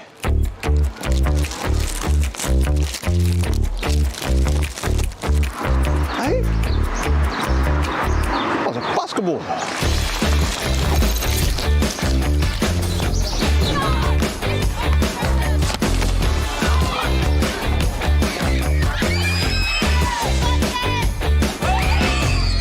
The maunga is smiling down on us here in Taranaki. We're here, Hoops in Schools, Basketball New Zealand. We've bought some hoops, and it's great. Taranaki is going to be the next baller capital of Aotearoa. Man, we've got Corey Webster, we've got Brooke Locke, Tall Blacks, Tall Ferns. Let's get it. Let's see these kids, eh?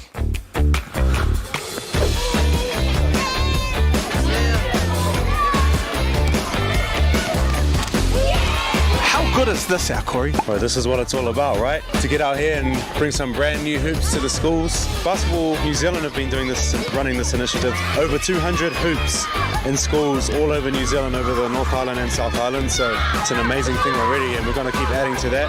And seeing just talent, like, you know, these young fellas. Like, I saw a kid who's tall as hell. That dude could be a tall black right there. Future tall blacks for sure, man. You know, another part of it is coming out here and identifying some of the talent that might get missed. So, you know, you might spot the next Stephen Adams out here, the next Tim Provide, the next Corey Webster. You know what I mean? So it's amazing to see. Honoured to be a part of.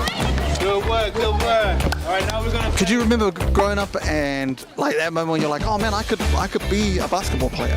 I still remember this day in primary school, and it was always me and another girl versing all the boys, and just the fun that it brought me. And ever since then, I just kept playing and grew to love the sport. It must be cool to give that back, you know? It was pretty cool. I loved seeing all the smiles on all these kids' faces, and that's the most important thing, when all the kids are happy. And oh yeah, the growth in girls sport and in basketball, it's amazing. I'm always promoting girls to keep playing basketball, and so much opportunities now. So yeah, I always like, come on girls, you can get to the top as well.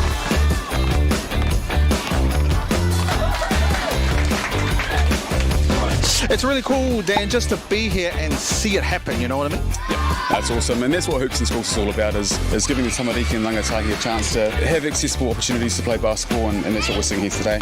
We want this in every school, correct? Yeah, we want hoops everywhere, North Island, South Island. So we've done over 200 hoops across the motu now, but there's no stopping. And as basketball continues to grow, our biggest challenge is making sure we have those facilities. So Hoops in Schools and Hoops in Parks, Hoops in MΑORI, it's just the start for us in ensuring that people can play basketball. Why are these hoops so important to our tamariki? We need good facilities for our kids to be able to improve their skills in sport. Lots of our community come and use these hoops. Every day there's at least 20 kids trying to share the hoops. So to have good quality hoops like this will mean that our kids will be able to practice, be able to get involved with sport.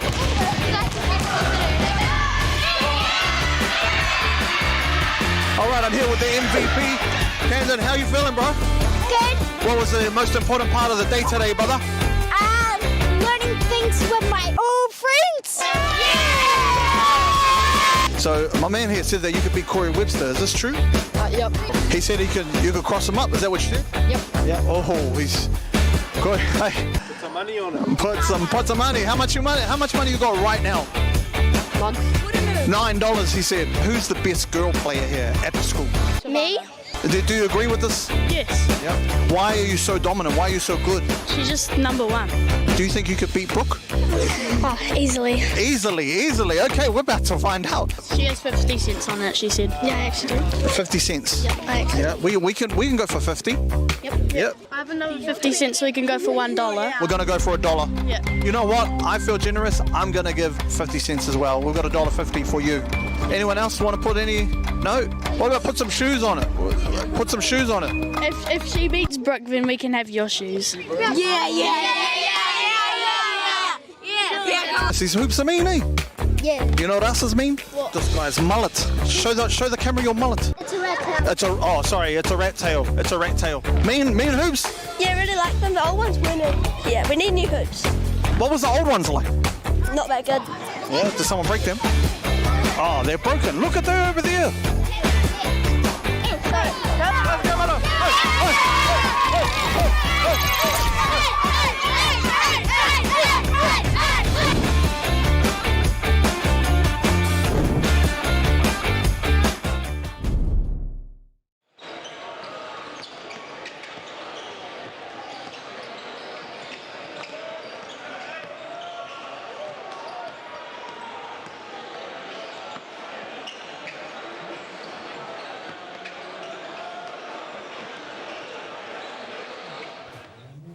This is an opportunity that we can't pass on.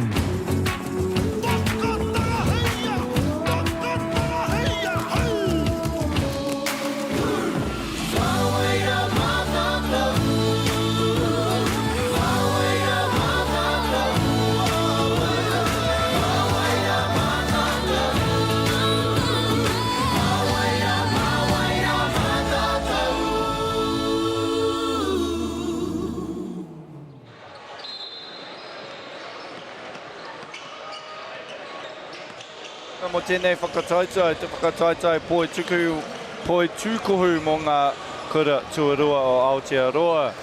Nau mai ki te whare o Fly Palmy Arena, te papa oia, as we have a mouth-watering preliminary final.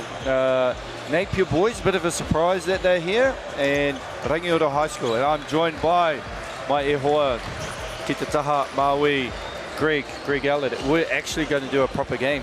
Kia we got cut short. JT, hey, don't speak too early. You and I did this court. Maybe we're a bad omen. I hope not.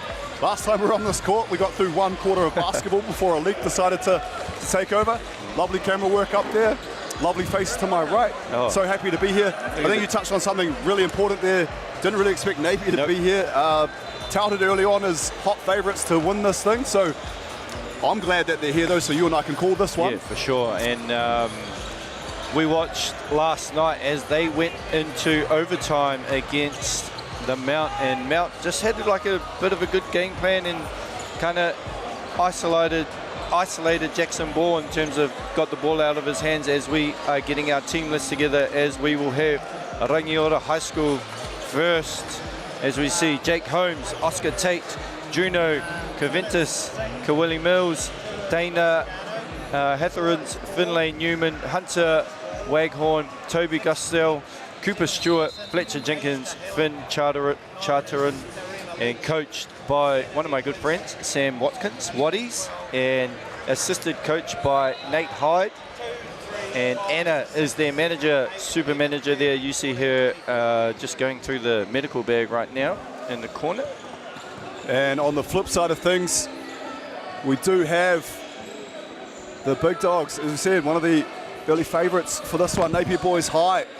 So we got Keith Spall, Ashlerino, Vaisagano, Bruce Edwards, Isaac Ash, Lennox Singh, Warren Casson, Jackson Ball, Eddie Dick, Isaac Allen, Baz Dahela, Messiah Taurima Leach, Gail Adams, coach, none other than the Hawk himself, Aidan Daly, assisted ably by Jamie Hanare.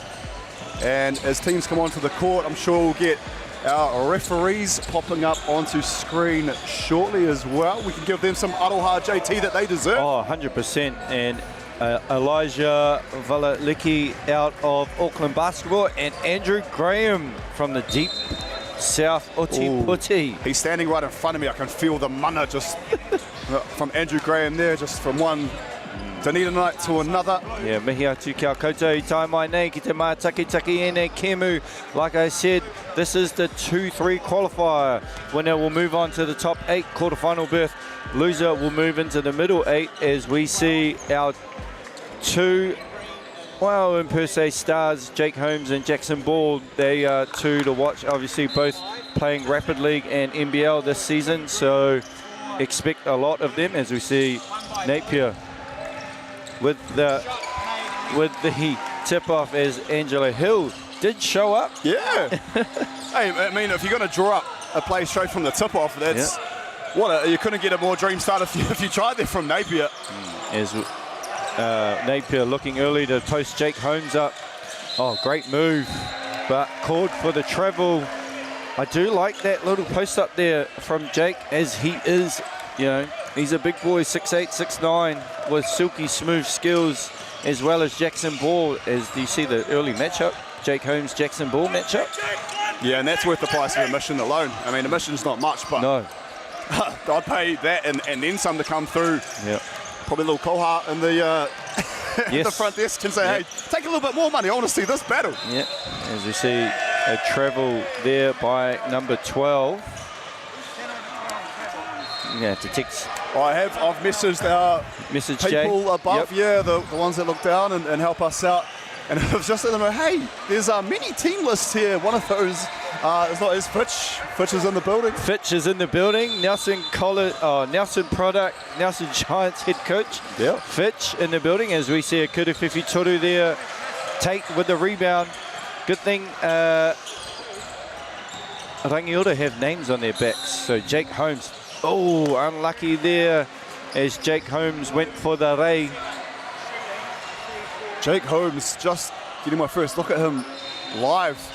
I tell you what, if you were on NBA 2K or something, JT, and you're trying to put together a basketball player, I'm pretty sure it'd come out something looking like Jake Holmes. As you said, tall, athletic, big build, skill set through the roof. Didn't want to say anything about the free throw and didn't want to jinx him, but just left that one off the back of the tupper. Yeah, defensive 6, I think. Fucking hell.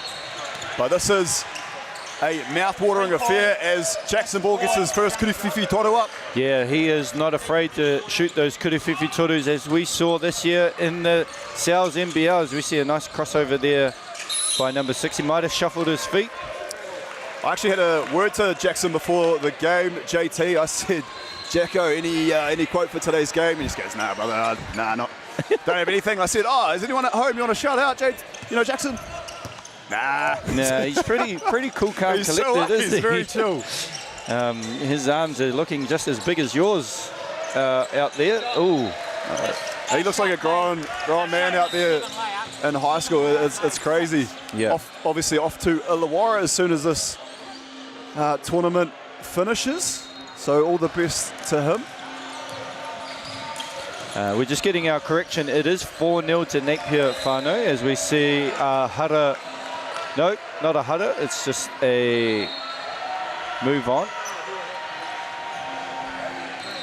Out of bounds. Charter it. No, this is Charter it to Tate. Tate, nice find to, can't really see the number, but a Kuruwhiwhi toru there by Johnson, I believe. Yeah, forgive us early on here in this one, folks, just with the Napier side of things. Yep. Our team lists are being run over to us by the lovely Jay McDonald. Oh, yeah. I haven't seen his times yet in the 100-metre sprint, though, JT, so I'm not sure if we're going to have an Usain Bolt or, I don't know if you remember Eric the Eel in the pool. Oh, yeah. As we see Rangiora now with their set, little back action screen, Tate to the hoop, tip from number 12. As we see 11, nice little play as a blocking foul, which will earn him 2 Kuruwhiwhi, Kuru Tautukus, aroha mai. Just so fast and furious this game, I'm losing my words there, Griggy. And as Tori is coming with our team lists. Well, hey, you did a fantastic job on the previous call, JT. Straight into the next one. No rest for the wicked, my friend. So I don't blame you. As we see behind us, there is another game with Rosmini taking on Stream. And that game is looking to be mouth-watering as we finally have our team list whānau. And number 7, Casson, made both of his Kuru Tautuku as Jake Holmes. Have seen a lot of this out of Jake Holmes running the show in terms of being the point guard for Rangiora. Yeah, I've seen that throughout this tournament. You see a huge Kuruwhiwhi toru. The big player, or usually the centre, traditional centre that in years past, JT, if they put the ball on the floor, would get immediately yanked by the coach and subbed out. Yep. These big guys have got incredible skill sets. Yeah, for and sure. You often, as you said, seeing them playing the point guard position, it's incredible. Yeah, as you saw him hit the Kuruwhiwhi toru, he's got such a smooth looking jumper, just like Jackson Ball. So, both teams in a fill out phase early, which is you'll see generally as we see the replay of the Kuruwhiwhi toru, just silky smooth jump shot there, Greg. Never looked like missing out the hand. We had a great view, our vantage point here. As we see Rangiora with possession. Nice to see our main man, James Lisserman, tuning in. Yeah, Thank you for the always. compliment. He said he loves to see that you and I are doing this one, JT. Yeah. Everyone loves to hear a bit of JT, the dulcet tones. As we see penetration there, kick out to Tate. Tate through the legs. Johnson. Sorry, aroha mai. That's not Johnson. That's Jenkins. Is another Kuruwhiwhi toru. He just had a look up there and thought I might just pull that one out. Although, JT, I don't know if it's on yours, but I see we've got a 13 singlet out there for Napier boys. Our team list goes up to 12. Yes. So We are on live stats, so we will double check that. Number 13 is 12, 4, not on the team list. Now is that? Yeah. Interesting. So we'll have to get the corrections for that one. So number 13's Whānau, we humbly apologise. Yep, we don't have his name. We'll get that though at half time, or maybe even I'll run over at quarter time. Yep. As we see Jenkins, Holmes, this is the matchup that you want to see. Jackson Ball, Jake Holmes. Right in front of us too. Yes. I feel like we're courtside ringside, sorry, at a boxing match. Yeah, a little bit too long there from Holmes to take. Right idea, kind of had position there, just bad execution, as we see a kura whiwhi toru there by Isaac Allen. Isaac Allen, quite a big physical body for Napier boys. As Fletcher Jenkins with the foul. And something that's worked for a lot of these teams throughout this tournament is those that put offensive pressure on that tūrapa. Yep. You know, you draw a bit of contact. Sometimes just trying to box out, there's a bit too much of that contact. Yep. And the GJ Gardner referees have done an amazing job throughout this tournament. They have, yeah. A real focal point's been obviously setting a screen, and yeah, the illegal box out seems to also be another focal point too. So doing a fantastic job. Yeah, no, they have been. As we see a nice little penetration there from Allen, and a foul there on young Stewart, Cooper Stewart, with his second hara. Allen was quite impressed with him last night. Obviously, I wasn't here. I watched on the stream as it was quite late, so I needed to rest up. Beauty sleep, yeah. And he was very strong at attacking the hoop, hit some big kura whiwhi toru, and misses the second kuru tautaku there, but Jenkins and Allen. Again, the offensive tūrapa, just giving a second, third chance, multiple opportunities at the hoop. Yep. And if you lose that battle, you usually goes a long way to losing the game. Yeah, for sure, as Jake Holmes there picks the ball off the topper as he goes for the drive. And a whistle was on the other court. Jake Holmes, both teams both stopped, and we pay money to see this matchup. Great little find there as Allen strong to the topper, as Coach Sammy Watkins is asking for a waheke, and he will also be talking to our referee, as our man Greg Elliott is just going to the bench and saying, hey, nama tekau mā toru, we don't have an ingoa for him, whānau, so we will be double checking that. And as our man Greg is walking off there to check the name, I'm assuming he is on the court. I would say maybe Isaac Ash. I've done a little bit of reconnaissance, JT. I have infiltrated the Napier bench, and I believe that was Cherie Ball that I got to have a lovely little kōrero with. I thought, oh geez, I need to get back to JT. Just confirming that number 13 is Isaac Ash. Yes, and Whānau actually did message. Shout out Kane Hokianga. The mātua. Yeah, Isaac Ash. So he is listed as number 3, but is number tekau mā toru. Whānau, tekau mā toru.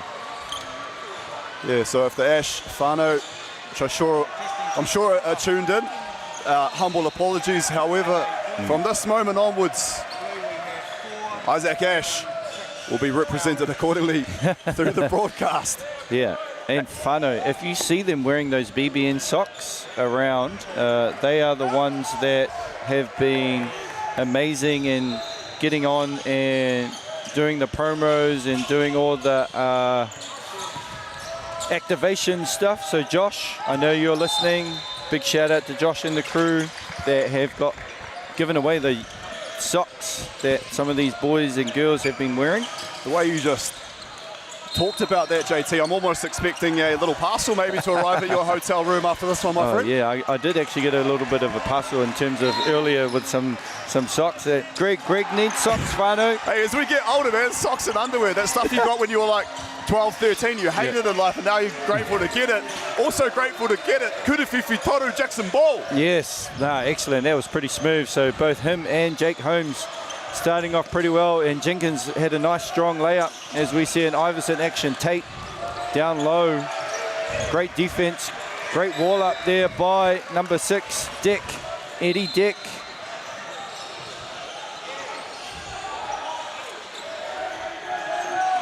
As we see some subs in, we've got Lennox Singh and the younger ball, Peace Ball, and the 5 singlet here for Napier. So, just the errant pass off the fingertips of Holmes.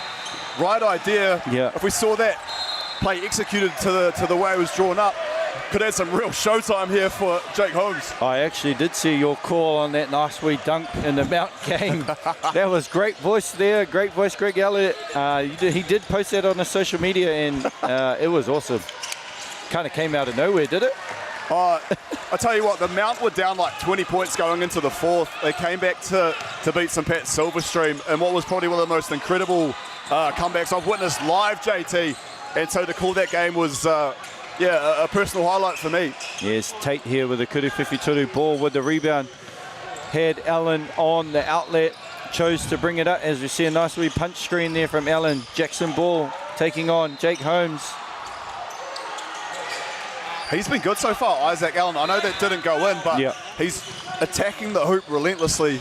And I'm sure if he keeps going, he's going to get rewarded with a huddle at some stage. Yeah, as we see Jenkins. I've been impressed with Jenkins as well. As we see a nice hoodie in the ray from young Fletcher Jenkins, who is also the captain of this Rangiora side. Spin move, the footwork. Impressive. Ball from deep. Ooh.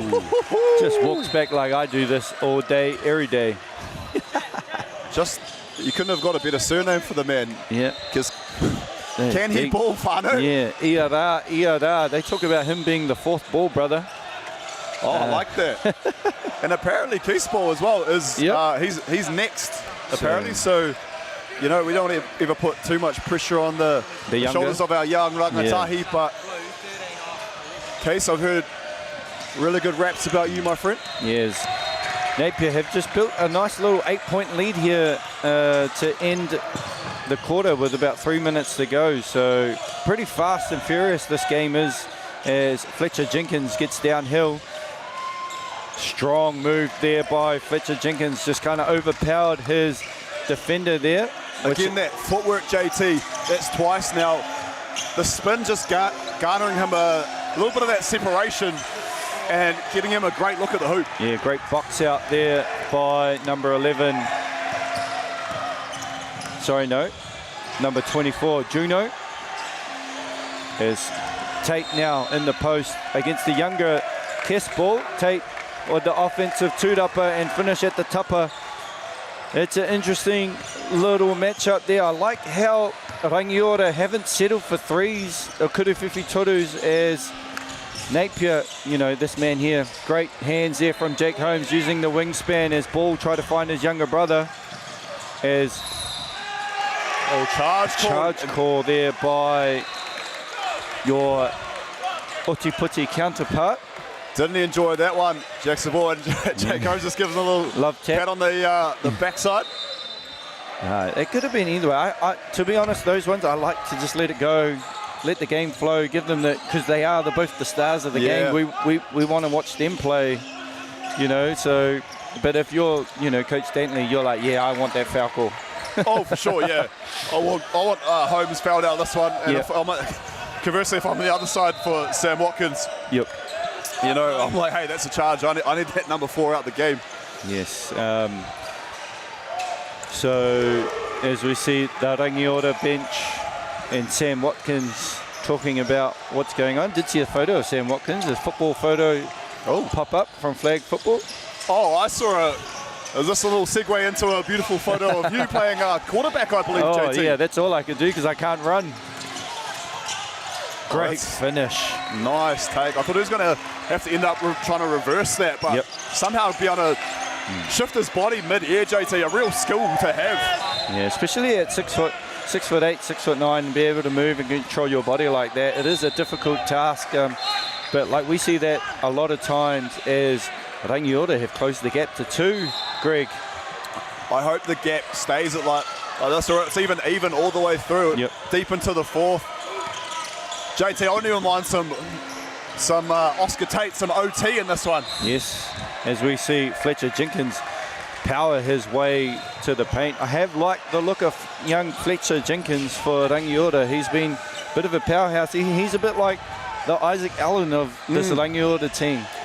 Yeah, it's always interesting too when you said who is the captain of the team. Yep. And sometimes you go, oh, I wonder why they are the captain. You know, I wonder what skill set. Looks like a guy that really leads by example. Yep. Doesn't need to say too much, and just with the way he plays, aggressive and talented. As he misses the second, Kuru Tautuku is ball now in the high pick and roll. I think they're doing a good job at just getting the ball out of his hands early, as we see Kespall try and get the offensive two-upper. Tate brings the ball up. Have like the look of this young Tate too. Good body, good frame. As Jenkins finds Juno in the corner for Kuruwhiwhi Toru, a little bit short. Ball with the defensive two-upper. So this game has really started to settle in now. Getting some really good looks at the hoop. And that matchup again. Jackson Ball, and he draws the hara. And I believe that's on Jake Holmes. Yeah, Jake Holmes just questioning it. It is on Jake Holmes. I believe that would be number Rua for Jake Holmes, as he'll take a seat as young number Waru Taina Hethriel will check into the game. Replay there from Jackson Ball. Just that step through and the way he was able to just the go-go gadget arm. Yeah. You know, Jake went for the block. Just probably maybe didn't account for how long Jackson can actually step through, and just a bit of contact there and enough for our referees to blow the whistle. As you all know, Whānau actually had a conversation with Coach Judd Flavel a few times about when they do step through. The step through happens when you step out. When as a defender you step up, you just got to stay disciplined and not step up, because that creates those opportunities. If he wants to hit that tough fadeaway jumper, that's what you live for, not the step through. As Rangiora will look to get a good look as Tate to the hoop. Sometimes it can be quite enticing though. You know, we're on the live stream, JT, so if you can get a nice silky block maybe on camera, you know, it always goes for a good highlight. So sometimes, as you're right, you're looking for the block, and then that step through. Yep. All of a sudden, he comes in. Yeah. The offense disposed by Jackson Ball. And that's 3 for 5 for Jackson Ball from Kuruwhiwhi Toru. He has 10, and that quarter just kind of flew by as Napier take a 25-20 lead. As we see the replay, just lulled him to sleep. But what can you do? His hand was up. Oh, it was great defense. You know, and that's the other thing. You know, for Fletcher Jenkins, we've seen a few times, you know, contesting that Kuruwhiwhi Toru and actually getting into the landing space of the shooter, which is then another easy whistle. So sometimes, as you said, all you can do is get your hand up, and sometimes, well, better offense is going to beat better defense 100% any day of the week. So yeah, that's nothing wrong there from what Fletcher Jenkins did.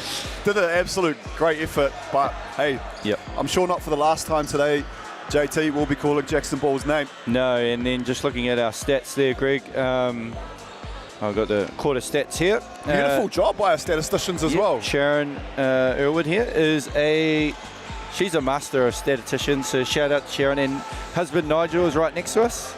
Oh, an elite duo. Elite duo with us. And just looking over the stats, Jackson Ball 3 for 6 with 10 points.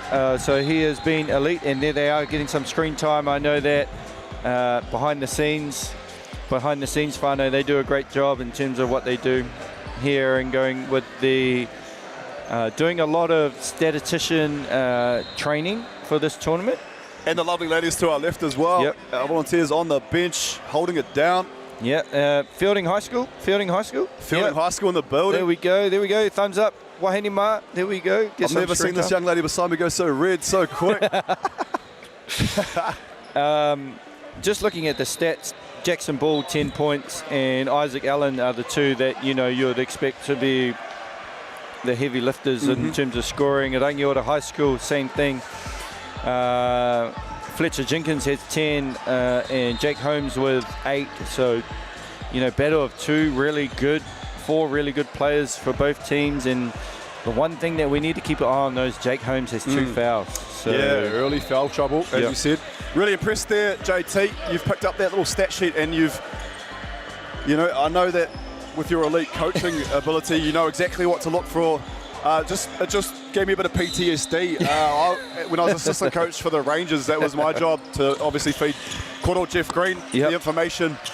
And I'll be so nervous to bring that back. So, great mahi from you there, my friend. Just one other stat to keep an eye on. That is Rangiора's 8th turnover of this game. So they got a high turnover rate, which has led to 8 points for Napier. And, like you said, turnovers can kill momentum, can kill games for you, and fouls. Yeah, you're right. Pushing the ball here at pace. Rangiora, and you've got to stop the ball carrier, don't you, JT? That's sort of 100%. Basketball 101, really. Jenkins. Oh, sorry. Yeah, Jenkins. Yep. Smooth, silky. Up to 12 now for Fletcher Jenkins. Great find. Oh, great block. Met at the apex of the rim. Young Tate. Oscar Tate. Great backdoor cut, though, but way to recover. As we see the rejection there from Oscar Tate. Oscar Tate just saying, I wasn't the last one to touch it. Whānau. That's a highlight block there. That's a big position. Not someone you want to leave open. Just what I said about, when Jenkins at the end of the quarter didn't get in the way of the shooter. You've got to look after shooters when they're in the air. You've got to make them have a safe landing spot to come down on. And just the replay here will show it, just getting into that airspace. Yeah, that can be quite dangerous. Yeah, the old Zaza Pachulia rule there that came in for Kawhi Leonard. Yeah, Kawhi Leonard was shooting in. It sent a shiver down his spine. I'm sure he will be tuned in. As Jackson Ball's just having a conversation and say, hey, that's a bit risky, that sometimes leads to technical fouls, those types of actions, but obviously no ill intent there by Fletcher, as Jackson Ball with the kuru tautuku. Had a big conversation with Ryan in our last broadcast about the kuru tautuku and about teams just not finishing and capitalizing on free shots because of the reps that they are putting in shooting threes, but maybe not putting in for the kuru tautuku. Yeah, and that's right. And they call it the charity strike for a reason. Like that's your chance to sort of cash in. Yeah.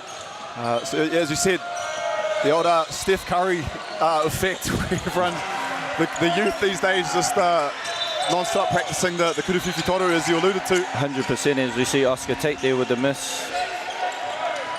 Oh, great move there, and missing the Ballon Casson. He's athletic. Yeah, a little bit strong move there from Casson, as Tate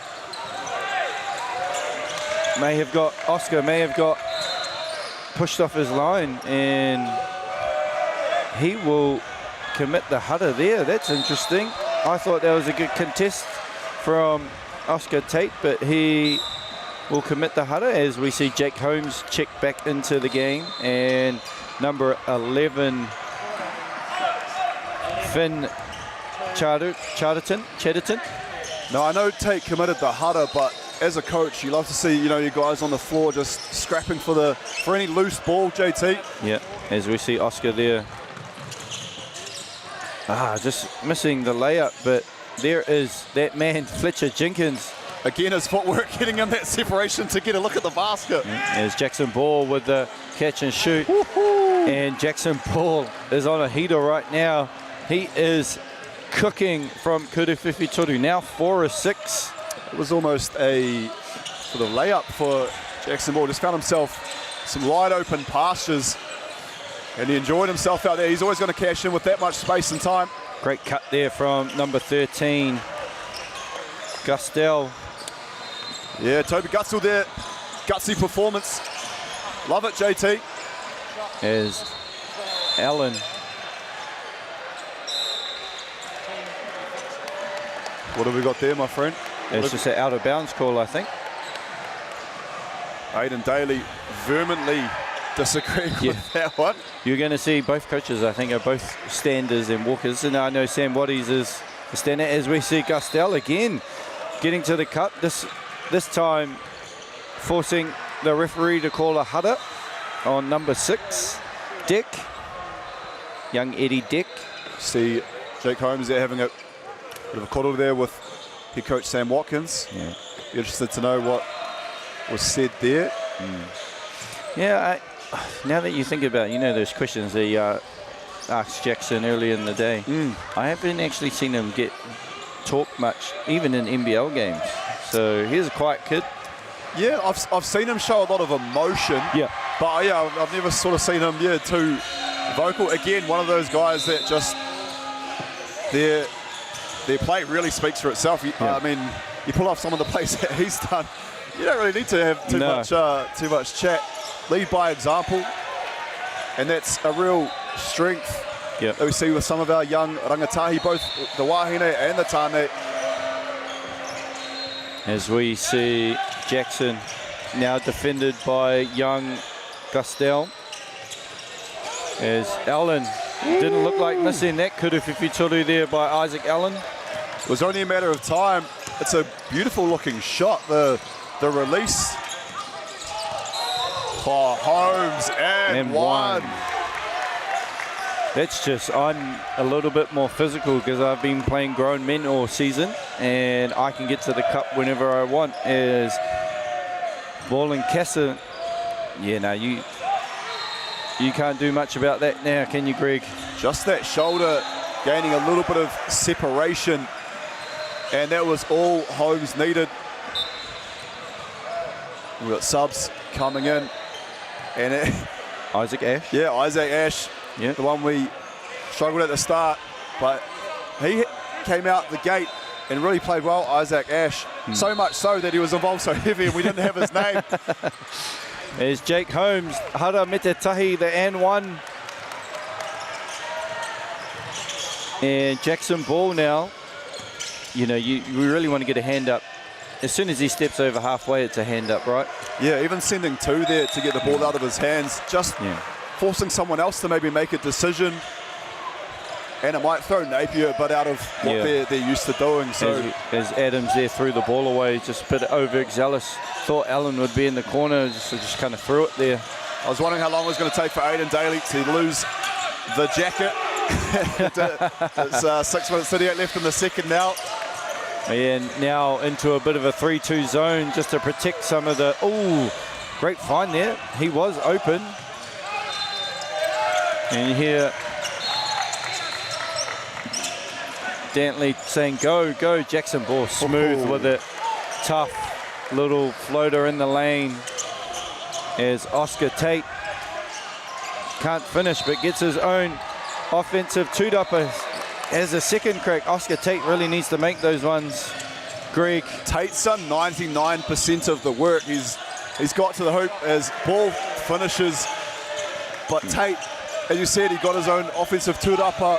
He's just done everything there except just the icing on the cake, JT. Yeah. You feel for the young man. Yeah, as Napier slowly just built a 10-point lead now, and halfway through the second quarter, as Jake Holmes is looking to swing the ball, this 3-2 zone kind of just messing Rangiora up a little bit, as Jenkins trying to shoot a tough contested kuruwhiwhi toru as Guile Adams.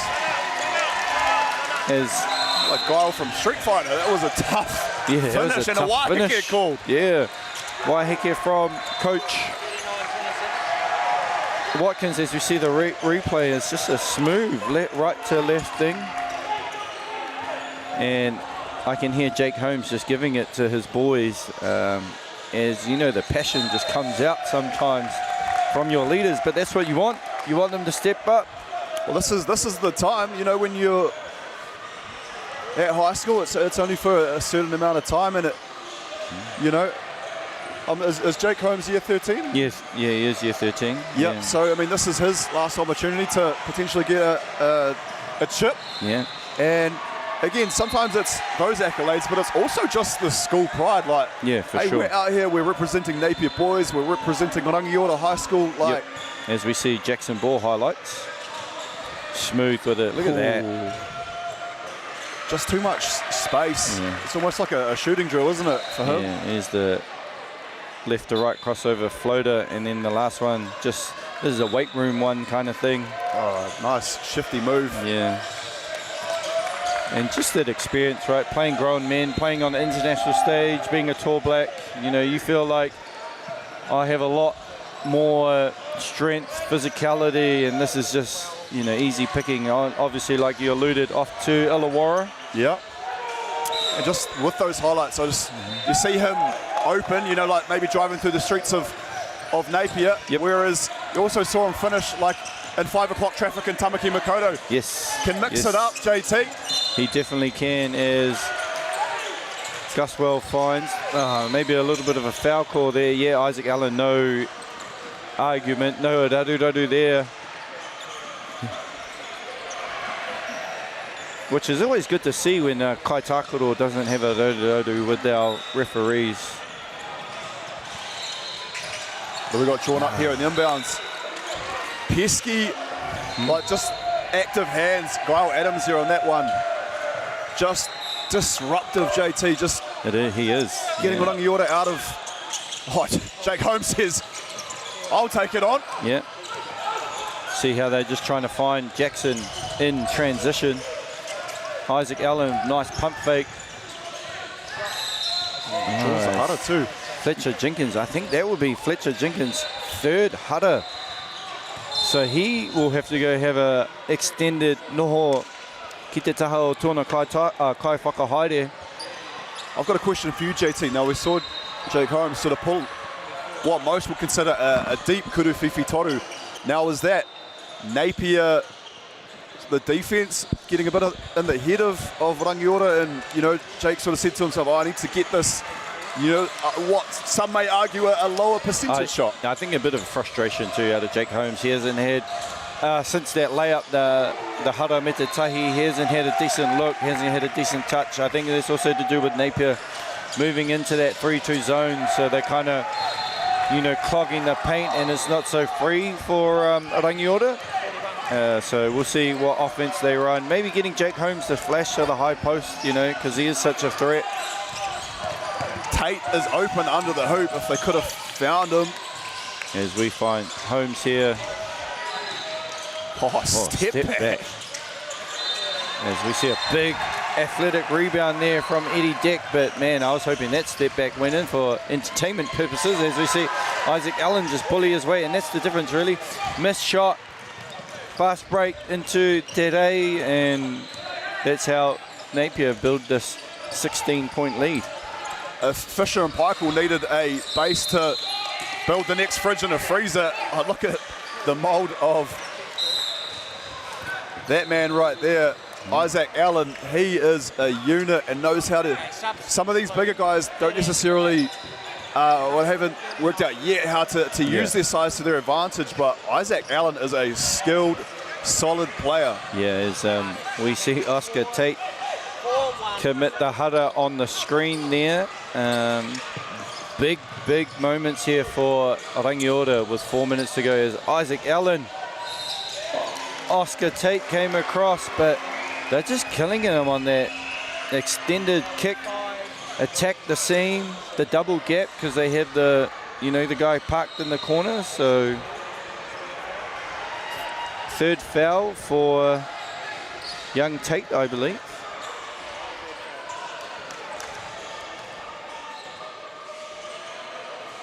As we see the miss kuru tautaku. The way the C's just parted there for Isaac Allen, had a direct route to the hoop, reminded me of UJT in Napier, a direct route to the Thirsty Whale Bar. If you shout out to Napier, they'll know what I'm talking about with the Thirsty Whale. I know Jared Kenny does. The Mātua. General manager of the Hawke's Bay Hawks. Yep, Shout out JK. Guy doesn't get any less ripped each year too, even though he's not in the league. It's crazy. Oh, tough. Couldn't just quite make the tough layup from Jake Holmes, and that's the difference really, right?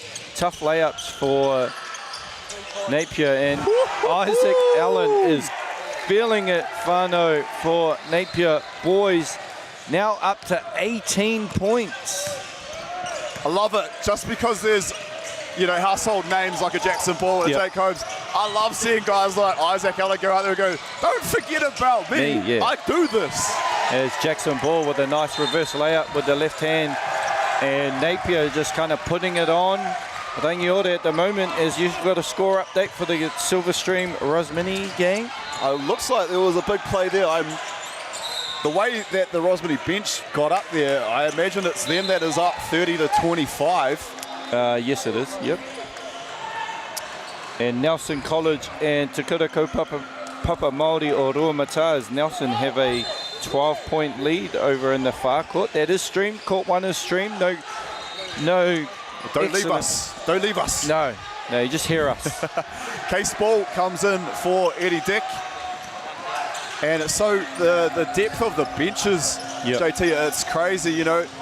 Was it not only maybe a few years ago where a coach might be a bit nervous to go into the bench and there would be a big maybe potential drop-off from the starters to whoever comes in, but it looks like next man up mentality. Whoever comes in these days seems to be doing the same, if not better job. Yeah, for sure. As we see number 33, Mills, check in the game for Rangiora. His first action is, that did not look like missing whānau from where we sat. Wow, that is just what the doctor ordered for Rangiora High School. Went into Unichem Pharmacy and said, hey, I need a big kuruwhiwhi toru. As we see Jackson Ball finish that hara me te tahi. Yeah, basketball count, here it is here. Oh, here's a replay of the deep kuruwhiwhi from Jake Holmes. Nothing but twine there as we see Jackson Ball. That's that step through again. Yeah, just so strong, physical as the hara me te tahi.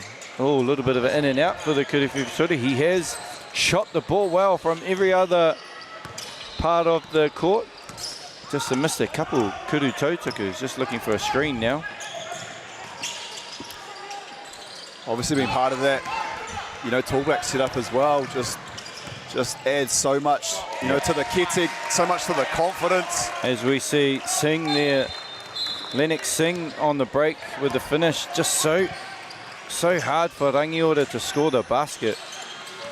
As we see the ball movement, great extra, big kuruwhiwhi toru there from young Juno Cervantes.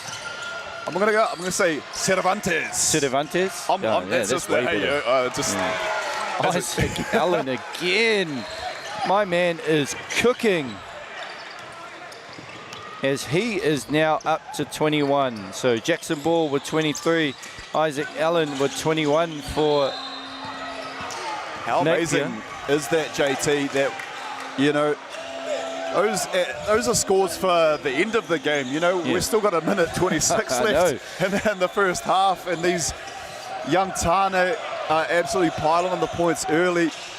Have you ever seen two teammates drop 40 in at Nationals? No, I saw Flavel for Aquinas dropped 50 yesterday. 51, I believe. CJ, Yeah, which was an extremely impressive individual effort, but yeah, a double 40 piece would be interesting. As Holmes makes no mistake there. And 21 is the lead, JT. Yep. Rangiora, the last thing they want is for this to sort of balloon out too much further. Great contest there from Jake Holmes. Used his length on Jackson Ball as just kind of missed past there. There were two guys in the same position, so just a bit of a spacing issue there from Rangiora. Yeah, Cervantes just got his fingertips on that one. And almost threw the ball away, did Isaac Allen, to number 11, Kyle Adams, as nice dump. Case Ball. And what an advisable travel. He hikoi. Aroha mai whānau. We thought the hara me te tahi for the younger Ball brother, but it was a hikoi. The way Isaac Allen shot the ball, everyone, like that little fake, I even looked at the hoop, and then just a soft little deft touch to dump it down to Ball. I think young Ball probably was surprised as Jake Holmes now finds Gustel Centavides Bang, that's his second. He stepped up real big, hit two big Kuruwhiwhi torus for Rangiora as we see Jackson Ball. We've got a huddle called there. But just talking about Juno there, like, it wasn't, you know, the ball came off his fingertips and it went out. Yep. Now, could have hung his head, could have been, oh no, I've really messed up here for my team. Yep. Not at all. He's just come out and then hit the Kuruwhiwhi toru, as we see on the replay. Yeah, you know, if you're going to turn the ball over, I mean, to come back down the other, you know, on the next position and shoot the Kuruwhiwhi toru, a real testament to that young man. Yeah, for sure. And man, Jackson Ball has left a few points on the free throw line for this game. He does, Whānau is up to 23, but 3 of 5. And this is the talk that me and Ryan had about. Guys are practicing Kuruwhiwhi torus more than their kuru tautukus as he gets the shooter's roll there. He looked up to the heavens a bit there, Jackson Ball, after that one. Yeah, Jake had the opportunity to knock it off the rim there. As you know, FIBA rules, you can knock it off the rim for the kuru tautukus. And we got a 6 or 7 second difference between shot and game clock. As we see, nice floater there from Chatterton as he gets his scoring underway. Finn Chatterton. Sorry. Clock winds down. Ball. And probably a good call there from our GJ Gardner. Referees, JT 57, Napier 40. Rangiora, take us out at the half, my man. Mihi atu kia koutou, yes, as my man Greg said, 57 to Whātekau mō ngā kapa I roto I nei Kemu. We'll be right back, whānau. Funding is a real challenge. We know that a lot of schools face that ongoing, and the reality is if you go to a lower decile school in New Zealand, you are less likely to be able to afford to participate in sport. Obviously, having come through it myself with kids and being one of those kids myself who played sport, I know how much it defined who I was. And now being able to go, I can't fix it all, but we can help and try and give to those people who are going through a tough time. It's a real privilege, but you know, for us, we want to see others get involved in this. This is not a selfish thing for Apollo. This is about how can we get, whether it's construction or other businesses, to get involved in this. There's a lot of things that kids miss out on, and so to have businesses step up and want to be involved and to help is a game changer for schools. It really is.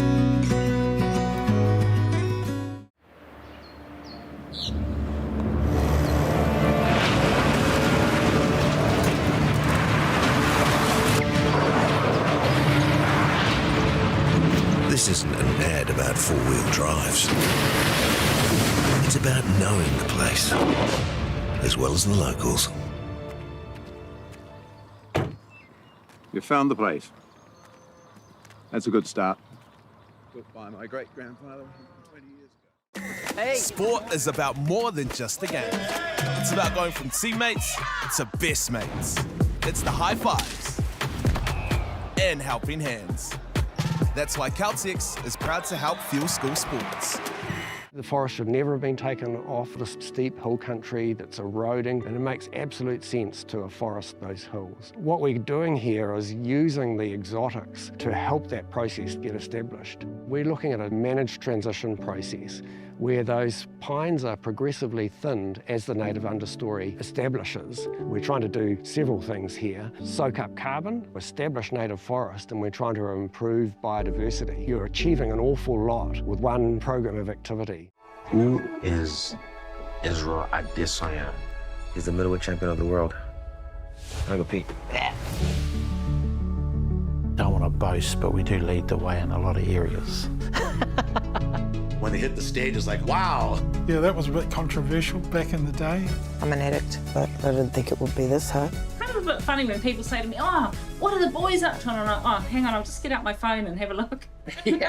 How do we do something that we think we've lost, but maybe we haven't? There's always going to be times when I'm tempted. Natural history all around, you just can't avoid stepping on it. Just thought it was a man's job. I would go back to my hotel room and I'd be broken. It's better to be a warrior in a garden than to be a gardener in a war.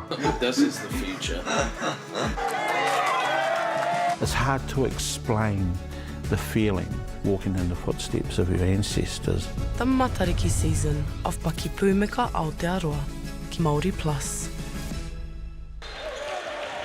Nō reira, e te iwi, mihi nui, nau mai hoki mai ki te Papua Oia, mō tēnei Kemu, Te kemu mō ngā Napier Boys ki te kura tuarua o Rangiora, ko te mahia ngā kaitākaro o enei kemu no reira tēnei te mihi, the score wha rima te kau mā whitu ki te wha te kau. And Greg, what an action-packed first half we had.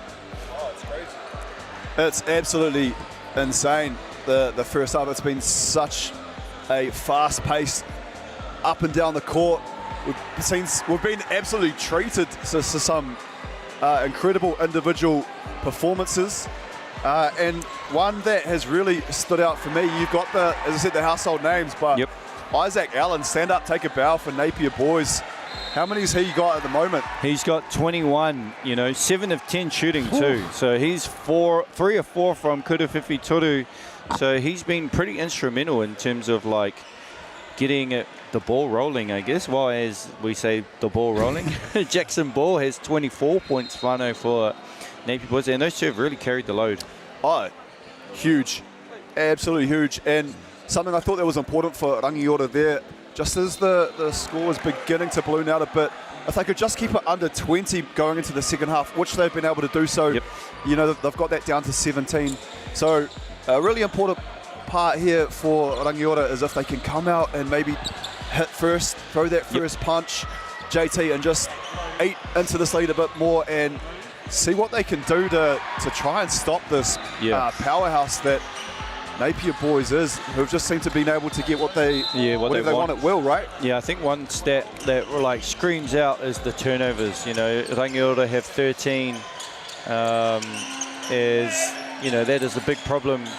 Jake Holmes, I think, has just forced a little bit too much because he's got 8 turnovers, as we see the long Kurawhiwhi Toru there from Jake. But if they shore up their turnovers, I think Napier don't get out and run. And a few leak outs, right? Napier built the lead because they've played solid defense and got out on the fast break. I want to shout out to whānau, and this is something I love. I keep my phone with me at all times, just in case we get these little tidbits from people around the motu. And Maya Williamson has just mentioned Isaac Allen was a part of the Hawks Rapid League team, so he's got that experience. So I'm not surprised. Certain things that we come through and you go, oh, that's interesting. Well, I'm surprised by that. Not surprised whatsoever, but yeah, thank you, Maya. We wish you were here. We miss you. Yourself, Andrew Horrocks, and the likes, Kayla Maru Irarangi, but JT and I here to bring you this one. Try to.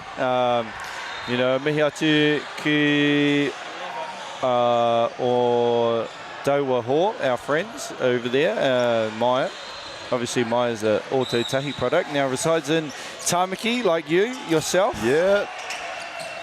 As Oscar Tate finally gets his little array there. He has struggled a little bit, Oscar Tate, which he has had good looks, though, from the cut. But as we see Jackson Ball to the tapa and just finishes over Oscar Tate. That's that one where you've just got that one more level in the elevator, JT, that you can go to where it's rarefied air. As we see a great finish from Rylan Casson. Yeah, been quite impressed with Casson in his athletic ability. I think when Jenkins went off too, that's when kind of Rangiora kind of lost their way a little bit there. 61-42. Early days here in the third quarter. The beautiful MΑORI Palmy North putting it on. What a great tournament we have, folks. I hope you've been enjoying yourself at home or around the motu, wherever you might be, as much as JT and I here. Great wall up there on that layup as Jake Holmes just uses his extended size, and great find. That is an elite pass, the one-handed. He caught a football there. Jake's like, no one touched it. As we see the replay. Now, that shouldn't have been a violation. That should have been a layup for Rangiora. I think because Holmes put so much spin on the ball, and it was such an impressive pass. I think the referee was probably caught in two minds like, no one could make that pass like that. That must have come off someone's foot. Yeah, Jackson didn't even really get his leg out either, so it shouldn't have been a thing as another Hudder is committed. It is a tough predicament sometimes to be in. And now GJ Gardner Holmes shirts in the great. Yeah. And they've done an amazing job, not only in this one, but throughout this tournament so far. Yes, Oscar Tate commits his third hudder. They're having their conversation here. Our team in grey. As Jackson alluded to, our young friend Jackson from Kirikiriroa, he said that these referees do compete for final spots, you know, so as we see a rare miss at the rim by Jackson Ball, who's asking, hey, was that a foul? Turnover, another ray for Napier boys, and that is killing Rangiora right now. Yeah, Kyle Adams, impressive intercept there. Kuruwhiwhi Toru. Big Kuruwhiwhi Toru there from Finn Chatterton. I just have a text message from our friend Leighton Haddleton. He said Rangiora turnover equals Napier bucket. I couldn't have said it any better myself. Mātua Leits. Hope you're enjoying this one. Yes. Being broadcast throughout the nation and wherever people might be enjoying it. Oh, yeah, that's an offensive foul. Kana kind of gave him the big don't argue there, Whānau.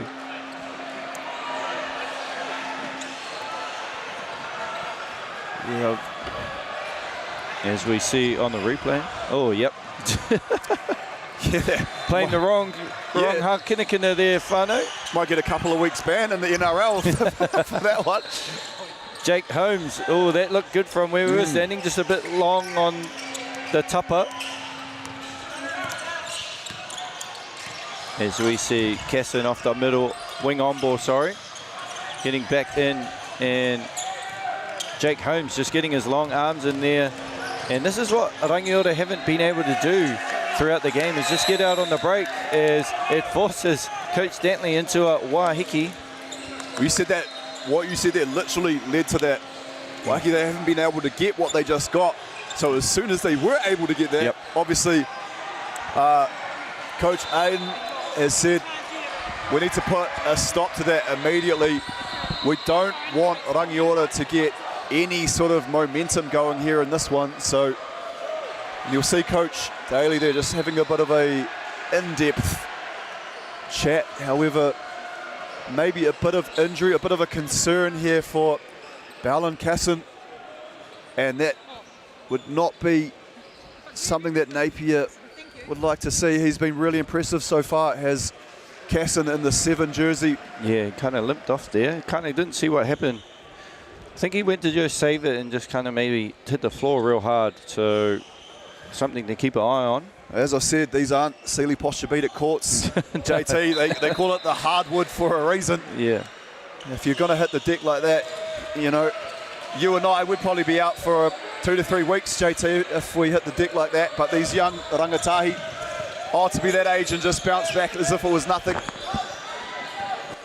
Those were the days. No, I don't think I'll be getting off the floor if I dive like that. You'll have to come save me. Mate, I need the defibrillator. I think a smart little time out there from Coach Dantley, just to kill the momentum. You know, you don't want to give teams that little 10-0 run, as we see Isaac Allen, that man again, just bully his way into the paint.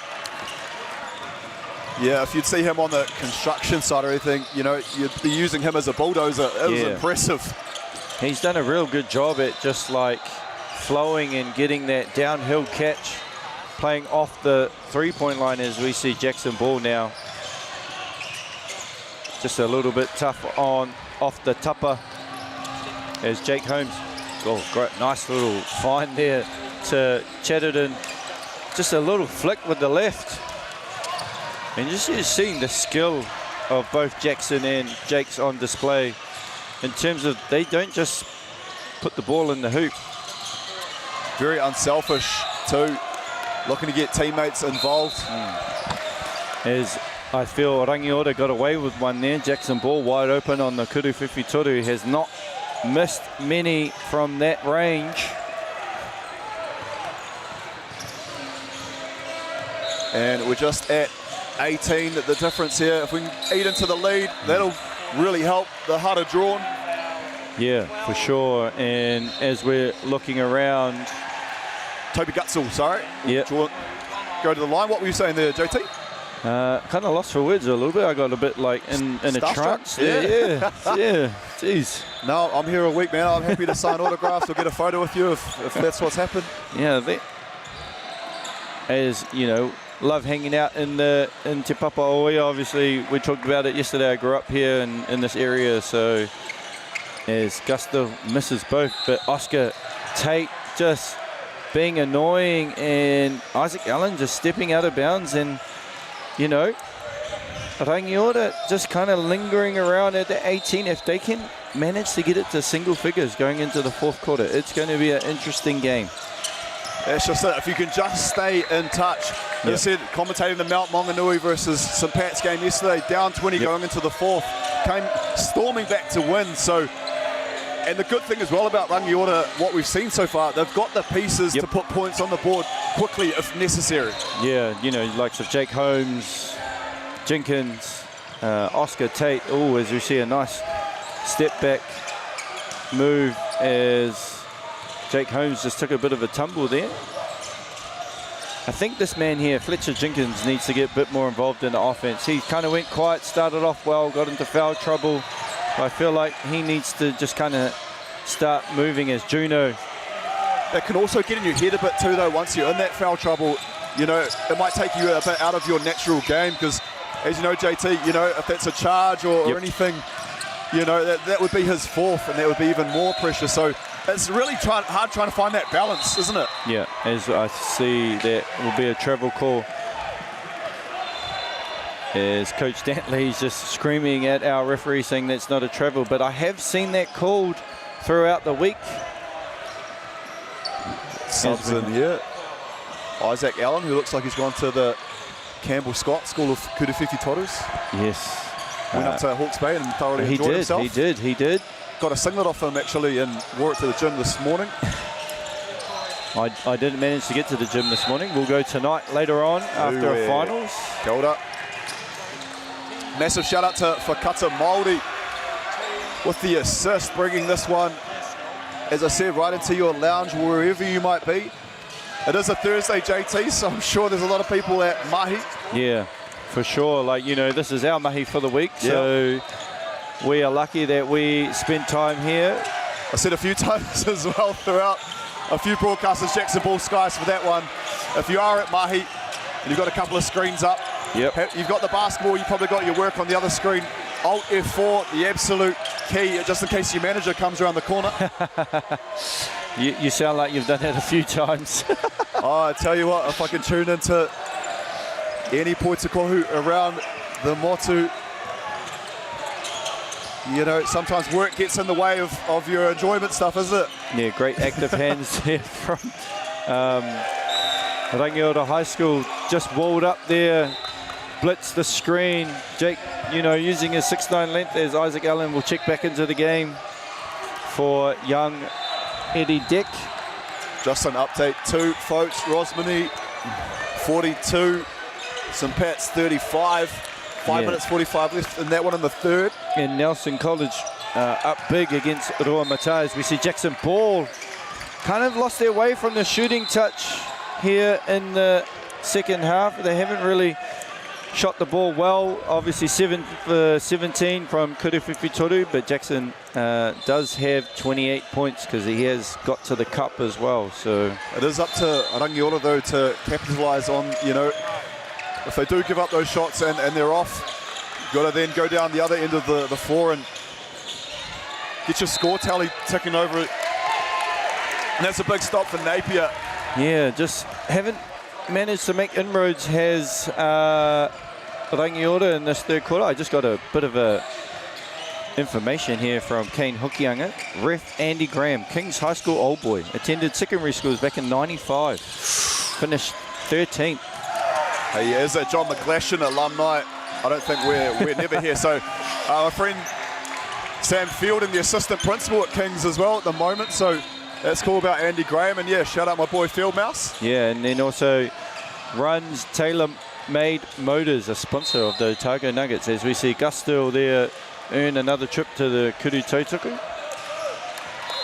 Rangiora beat Kings High School in 97 to make the semi-final. So actually that was the highest Rangiora High School has ever made. Second place, lost to Church College. You can watch that on replay on YouTube. Woo. Shout out, Coach Phil Burns was the coach there for Rangiora High School. They actually had the MVP of the secondary school nationals too, AJ Johnson, in a losing effort. Andrew Johnson. Yeah, AJ was MVP that year. I saw him here yesterday. Yep. Always wearing a colourful shirt. And always an interesting style, AJ. But always has the biggest grin on his face, so top bloke. You didn't know he won MVP that year? No, he said, oh, the mouth of the South is back here, is he? I said, yeah, brother. Somehow I got the call back up. Yeah, Isaac Allen there. They've done a better job there on actually defending the Kuru Whiwhituru has Rangiora and kind of stem the flow of the points for Napier boys. Napier still leading this quarter 10-9, so it's been a bit of a grind for both teams as Jackson pretty. Woo. Nice, tough fadeaway jumper. That's probably been the most impressive shot out of the whole game, that one. Yeah, he would need both shoulders to carry his kit around because it is a deep bag. Yeah, Fletcher just stepping out of court there on the back end. The ultimate coach killer, the old foot out of bounds, isn't it? Yeah, sideline is undefeated, as is Father Time. That is true. I'll live forever, JT. But of course you would. Peter Pan, baby. Jackson Ball. As Gusville on his haunches, man, they're taking a big shot there. As yet the younger ball, I think, committed to Hutter. Jake Holmes straight down. Yeah, if we could get a look at that one there, see what happened, because he looks a bit dazed. Yeah, holding the head. Yeah. He's looking a bit dizzy there, so we will likely just take time to have a break there.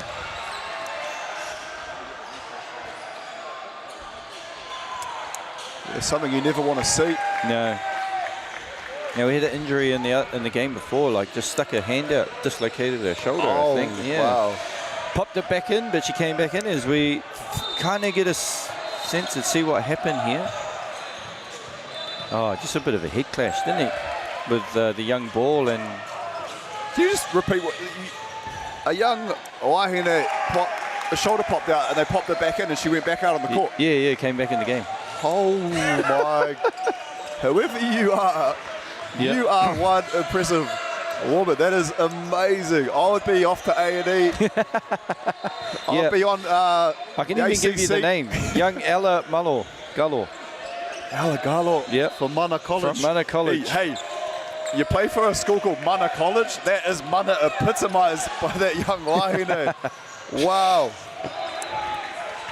As we see Jenkins now make his kuru tautuku. Big, in the contents of the game, these are big free throws. Just to get the flow going for Rangiora. It's amazing how we talk about some people that are tuned in. I wasn't actually sure that, as I said, assistant principal from Kings, Sam Fielding, the field mouse, was tuned in. He also said referee Andrew Graham is a proud Magic man. I'll tell you what, the pride of down there in the south, the basketball there is huge. Tough shot there from Adams. Kyle Adams has just put together a nice game too, hasn't he? Yeah, he's been crafty on the defensive end as well. Yeah, Juno, Kuru Whiwhituru, a little bit short. Yeah, Cervantes nailed a couple in the first half, didn't he? And there were really some timely buckets for Rangiora. Just steps out of bounds. That's twice now from Rangiora. Two different players that they've stepped out of bounds. Just haven't able to chime in and cut into this lead. Sometimes with courts too, JT, just to, give a little out to our players. You've got your netball lines, the badminton, you've got everything. So sometimes you can get a little confused. Well, we all know the ones in court 6 and 7, those lines are out the gate. As we see Jackson Ball short on his Kuru Whiwhituru, as Adams just chasing down. There's those little 50-50 effort plays from Napier that have been working as we see a nice penetrate kick, baseline cut there by Singh. It was amazing. Was it Auckland University? Obviously not for educational purposes, JT, but for some points of kohu. And the way their courts are designed is that they've got like the LED lights. Yeah, the LED lights. And so whatever sport you're playing, the LED lights light up. And I thought it was in something out of Harry Potter or the Matrix or something, my friend. It was incredible. Yeah, shout out to the Hiwa Community Centre, that is. As Isaac Allen, no good on the Kuru Whiwhi Turu as Jake Holmes. Well, that's deep. Okay. Oh, probably didn't need that. Or maybe a 2-for-1 there, I think. Yeah, I couldn't even get that far down in the swimming pool with how deep he shot that one. That was huge. That was Greg Elliott drowning area. That impressive from Holmes just to be able to get it up and on the tupper. No, I understand why he did do that. Oh, as Jackson Ball just lost the handle there as we see Chatterton, no good. That'll be a little bit short. Looks short from where I'm standing. Ball to ball, and he'll shoot this one from halfway. And, ooh, no good. Just off to the Taha Matau whānau. So we're heading into the Hauwha Napier. Whitu Takauma Toru, Rangiora, Rima Takauma Rua. And just didn't quite eat into that lead, stem the flow. Napier did extend their lead by 4, but it's just Rangiora's kind of been their own worst enemy. Yeah, something we've touched on there was Rangiora's ability. They got it down to 17. Yep. They were poised, ready to make their move. However, it has been Napier. They've answered the call. Yep. And just added to, as you said, added to their lead, taking it back up by 4 to 21. And, you know, we're at that time again. I know we said it going into the third. Rangiora really need to punch first. And now that it's the 4th, they nearly need to hit hard. Yeah, they've got to come out guns blazing and really like look to just get their going. But in saying that, they don't need to go home run singles, you know. Stop, score, and not just settle for just shooting threes, you know, moving the ball, getting what the best option is, because as you know, some teams, they just kind of get in the fix with like, well, we're down big, I've got to shoot home runs here. But that's not the case. As we see a great look at the crowd that is filed in for this one, just shows the prowess and the magnitude, the mana of these schools, that people want to see the product that these young Tāne are going to put on the floor, because there's so much talent throughout both rosters. Yeah, I'm just having a look at what the schedule looks like. So winners playing winners, obviously our top 4 teams that went straight into the quarterfinals. Christ College, Shirley Boys, I believe. Who else came out of the top of those? Christ College, Tawhiri Kate, Ihaka Kate. Yeah, Hawani, Ifapo Tongia. Some amazing talent here on display. Auckland Grammar, did they come out? No, they didn't come out as a top one.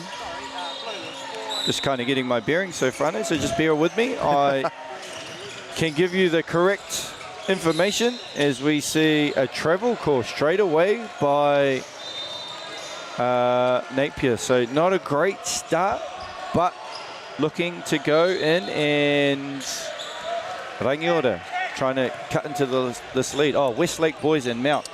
It was great to have a little chat to Westlake Boys head coach Carl Noy. Got to call their game last night. We had some screen issues on the main court. So yeah, I should have brought the sling bag because we didn't get out of here till quite late. So good one last night between Westlake, yeah, I think I saw a few dunks in that one. Yeah, some impressive talent, athletic talent. And there's one there, Isaac Allen, just being very aggressive. And as we see here, the pump fake, because he's hit a couple threes, that pump fake's become very evident as Rangiora just can't come up with it. They do eventually come up with the tūrapa as I think they just need to play a little bit quicker in terms of, like I said, they don't have to get the home run, but getting the best shot possible and what's open. And Fletcher Jenkins just kind of lost the handle there and commits the turnover. So the winner of this game goes on to play. Yeah, break us down, Mātua JT. What have you got for us? First in Pool B, which would be Pool A. So Shirley, Mount. No, yeah, they're going and play the Mount. That doesn't make sense. See a replay here just while JT is doing his research. He's doing his research on the fly, folks. So yeah, I haven't got this written down. So it's aroha mai whānau. Just bear with me.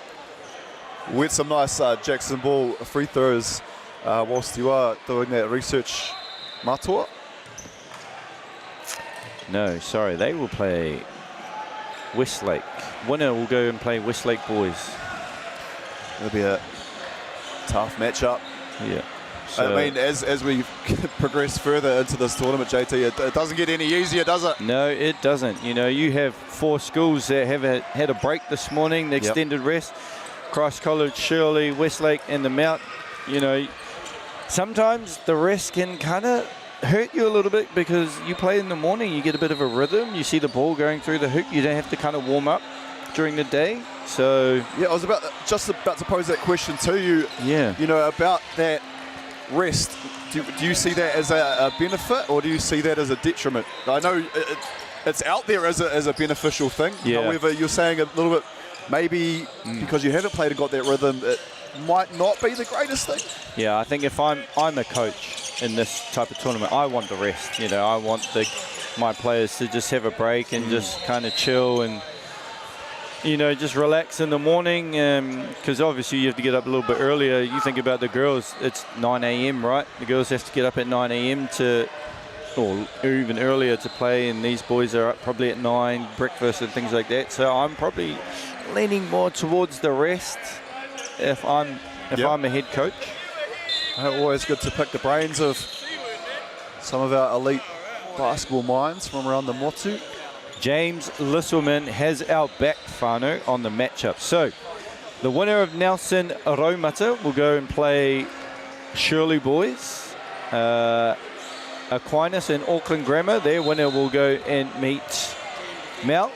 The winner of Rosmini Stream goes to play Christ College, and obviously, like we said, the winner of this game here will go on and play Westlake. So shout out James Lisselman. Yeah, appreciate throughout this whole week, as I said, you know, we pose a question or we might be a little unsure about something, JT. It's so refreshing to have the people, as we see a huge pass there. Would have been onto the next court beside us. It would have been a great pass for Rosmini.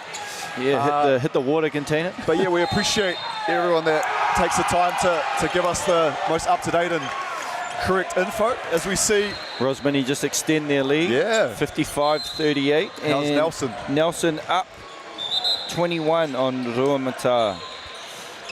How impressive has Ruamata been in terms of they've come up from Single A to Kura Kaupapa and, you know, competing for a spot in the top 8. I was about to talk about Aquinas. And I Aquinas, spoke to yeah, head coach Ben Taggart on morning 1 of day 1. Yep. And I said, hey, you can't lose because if you do lose, so about to play Dilworth, who are the Auckland Championships and the Regional Championships, if you lose, you're expected to lose. Yeah. If you win, you look like a genius. Yeah. And I don't think too many people have told my boy Tags that. And he was like, yeah, man, it is what it is. So impressive. Not only are they competing, but they're looking to, they've moved on. Yeah. And thinking about that, obviously Aquinas were Single A champs last year, the year before that, Ruamata, so the previous 2 champions moving up to the Double A has been very impressive. Obviously we saw that early on with Manukura deciding to do that with their kura, so...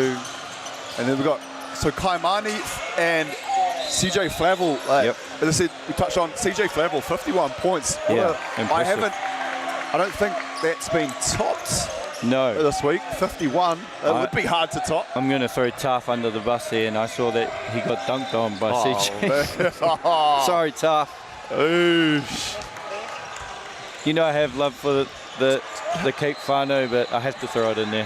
How impressive was Tāwhiri though, going away overseas, being part of the All-Star 5? Yeah, that's impressive. Like, you know, it's always good to see our whānau. Obviously, our wahine last night putting up a valiant fight against a tough Japanese team, losing only by 4. So, you know, they'll have a chance to qualify for the World Cup when they play Taipei. Great step through, Isaac Allen. But that's what we talked about, right? Jump stop, playing off 2. Jenkins just kind of crowding him, but can't really crowd someone when they go up there. As Oscar Tate, unlucky, has had so many in and outs, as we see a nice right to left Euro there from Jenkins. That has been a bit of the tail of the tape, hasn't it? Just getting really good looks, Rangiora, but just something about the lid being a little bit closed for, or the step through attempt from Jackson Ball. Holmes aware of it. Adam and Chatterton with the defensive toot-upper. Rangiora kind of, I wouldn't say desperate, but they kind of need to just move and kind of go with it as Holmes tough. And one, Isaac Allen just lulled to sleep there, but I think the chat, they were having it halfway. Yeah, no. I think Go Adams too might have been the one that came across, Yeah, just kind of got in his way, and that's an impressive finish to finish through the contact. You know, I understand he is 6'9", but I was going to say what you got to do there is obviously wrap up the the offensive player, but it was always going to be a tough ask. As we see Adam here, no good. Jenkins, Napier just need to slow the pace a little bit. Maybe close to back door there. Tate, he's been aggressive all day, has Tate, and there it is, Jenkins. And there comes a quick waheke from Adrian Dantley. He's probably saying, hey, why are we running? We are up 5 minutes to go. We're giving Rangiora more opportunities to cut into this lead, and they actually have done that and cut to 15, sorry. Yeah, no, it's just enjoying your maths and statistics there, JT. I'm looking at it going, I think it's 15. Yeah. But yeah, you're right. Coach Aidan Daly, he's whenever Rangiora have looked to maybe gain some ascendancy in the momentum battle, he has called a quick stop to that with that. Yes, he has. Waheke just doesn't want to let Rangiora even get a sniff here in this one. And just probably having a korero with his troops just to reinforce that. Hey, we've got these guys where we want them. Yes. Do not relent. Do not take your foot off the accelerator. Just looking at the quarter split, would you believe it? Napier boys haven't hit a three-pointer this half. They are 0 for 11. 0 for 9 from Kuruwhiwhi Toru this half. So kind of their scoring has stemmed a little bit, but Rangiora have been their own worst enemy with 20 turnovers. And something else that I've spoken to is when you play in a tournament like this, you almost can't afford to have an off game or even worse, an off day. So, you know, something about talking to Josiah Mama last night, just as you said, you know, they went 0-2 on day one and really put themselves in a tough spot. So, you know, we're at this point of the day where a bad game can just see you out of the tournament. Yeah, like, you know, the Auckland champs just unlucky. Like we talked about that pool a bit on the streams over the week, and man, they did it tough. Christ College, as Gusto probably should have shot the first one. You saw Jake saying, "Yep, shoot the first one." This has been impressive. Jackson Ball, 32 points, has been 34. So he's been pretty efficient. 5 rebounds, 5 assists. It's been quite. It hasn't been a loud 35 though. Like he's just quietly gone about his business, took the scoreboard over when he's needed to. But in terms of like a highlight play or anything like that, we haven't seen. No. And maybe with the score the way it is, he hasn't had to kick it into that next gear. But hey, we're at 81-66 now. Yeah, a couple more stops here from Rangiora will make this a little bit interesting. Jackson Ball. You see the up fake there. didn't have a bite. He had a had a whole chew on that one. I think it was Tate. Like to see that one again. That's 5 for Oscar Tate. Yeah, the step through as well, and then just he knew what he was doing there, Ball. Yeah, he did. Kind of Jack on the Titanic. He knew how to draw that. got ref Andy Graham to call that one. Just forcing, the ref to make a decision or a call there. Couldn't let that contact go idly by. No, as we see Jackson Ball now, a chance to get to 36 if he makes this Kuru Tautuku. So, he did have a 41-point game, 45-point game earlier in the competition, and this one he's really needed to kind of step up, as him and Isaac Allen have really carried the load in terms of scoring. But I think overall the defense has been the big winner here for Napier boys. Yeah, the active hands, the likes of Guile Adams and these other guys that have contributed. As I said, it's a team game, and Napier have got some really good contributions. None more so than Isaac Allen. He's been a great, Robin, you could say, to Jackson Ball's Batman. Yeah, I got a little bit more information there that he did score 15 points in the second half of a Rapid League game against Taranaki Airs. To get 15 in just a Rapid League game itself is super impressive. But to do it in 8 minutes? Yeah, that's crazy. I think we've got an offensive foul called on Jake Holmes. Oh. And that's 4 on the big fella. Sorry, Jackson had 53 last night against the Mount. Okay, there you go, CJ. Flavel, the record's gone. I mean, how do you go from scoring 53 last night and just coming in and getting 30? Yeah. On ways to potentially 40, although at 83.66. Yeah. Is it? Looking pretty comfortable. There is Napier with 3:30 to go. Look, with 5 minutes to go, I thought they would have like a bit of a chance there to cut into it, get it to single figures. Single figures with 3:30 to go. Yeah. You're still in the game, but Jackson Ball and his Napier boys team have just really had answers throughout the game, as Jackson is up to 36 now. Isaac Allen 27, and pretty efficient, 12 of 25 for Jackson, 10 for 18 for Isaac Allen, so, efficient. You also touched on the other part of Ball's game. So what was the assist and the rebound? I think you said 5 and 5? Yeah, 5 and 5. So just contributing with an all-round sort of performance. 6 rebounds with 5 assists. So he's been pretty active, as we see Rangiora, Oscar Tate with 10. Fletcher Jenkins kind of has been a non-existent in the second half. He was good early, but still has 19 points. 7 rebounds, but has 6 turnovers, which have been their Achilles heel for Rangiora. Same with Jake Holmes, 21 points, 10 rebounds, so he'll get his double-double, but he does have 12 turnovers as well. So 2 of your better players, you understand it. Jake Holmes has the ball a lot. Fletcher Jenkins, his footwork though was magical. A bit of dancing with the stars in the first half. Yes. Just hasn't got the same sort of opportunities. No. And maybe that is something about Napier as well. You learn on the fly. Yep. Once you start seeing something that's working for the opposition, it's how do you go and then nullify that. So Jenkins, great footwork, was getting to the cup early in this one, and then Napier, maybe it's that defense as well that's put a bit of pressure on him too. Yeah. Obviously, I do enjoy watching Jackson, Jake score the ball, but they have done a great job at actually not forcing too much. I'd say Jake's got 12 turnovers, but that's him trying to get his teammates involved more than anything. And it's also, he's seen a couple of, 2 bodies being thrown at him sometimes, and it's also forced him to then move the ball as well. So Jackson Ball. Oh, puts the finger up. Yeah, sorry, coach. Yeah, trying to put the nail in the coffin there, I think.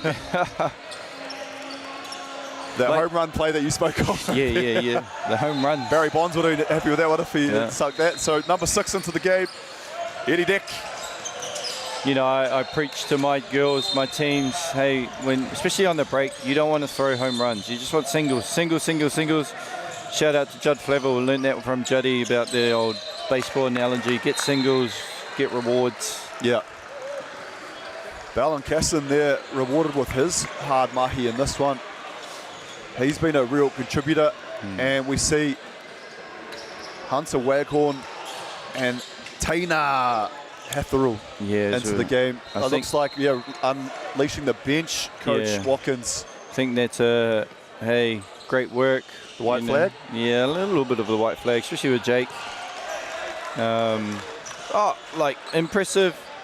I think the defensive change that Napier made to that zone kind of hurt Rangiora, and they weren't breaking it down, which led to fast break layups for Napier early on. And then I think the two, Isaac Allen and Jackson Ball kind of just loaded up and just kind of, I wouldn't say killed the game in the first half, but really took over and dominated.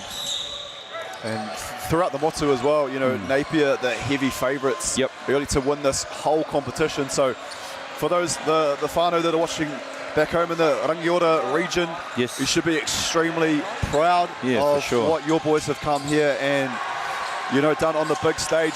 Some really huge performances over the week so far. Yeah, nice move there from... It just happens in tournaments like this, JT, winners, there's got to be a winner, there's got to be a loser. 100%. And I think we all had Napier in the top 4 in terms of like where they finished last year, losing in a heartbreaker at Christ College.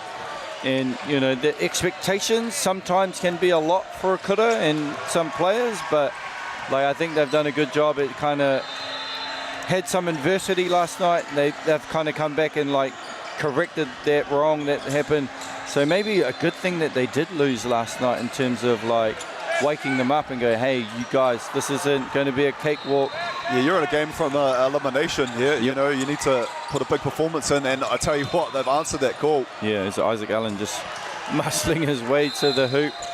And it was interesting last season, JT. I was speaking to Kai Isaac, he said to go watch little bro, Tama Isaac. He says he's all right at basketball. I was like, okay, I'll go check him out. And he said, my old man will be there too. And I was like, okay. And little brother was there too. I said to him, I was like, tell your old man to, just come say hi. So I didn't know what he looked like or anything. Anyways, this big burly fellow all of a sudden tapped me on the shoulder last year whilst I was here. And I turned around, I was like, oh man, do I owe some money to someone or what's going on here? He's like, oh, kia ora, baby, you're great. I was like, oh, yeah, kia ora.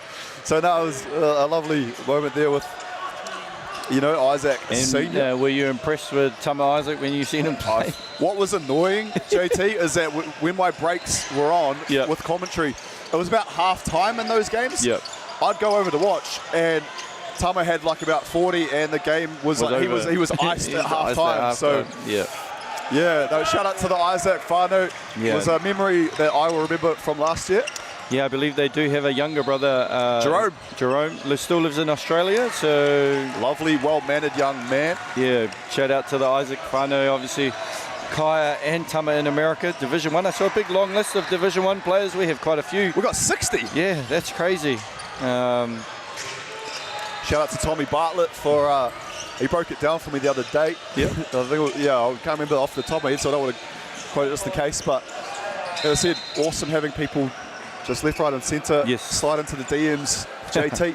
They do. And just moving on, obviously Napier will move on to Westlake boys and, compete for that semi-final spot. What do you like about that matchup? Athletes. Yeah. Absolute athletes on both teams. Some real weapons. So you got to call that Westlake game versus Wellington last night. And Westlake with a huge win. They looked like a well-oiled machine.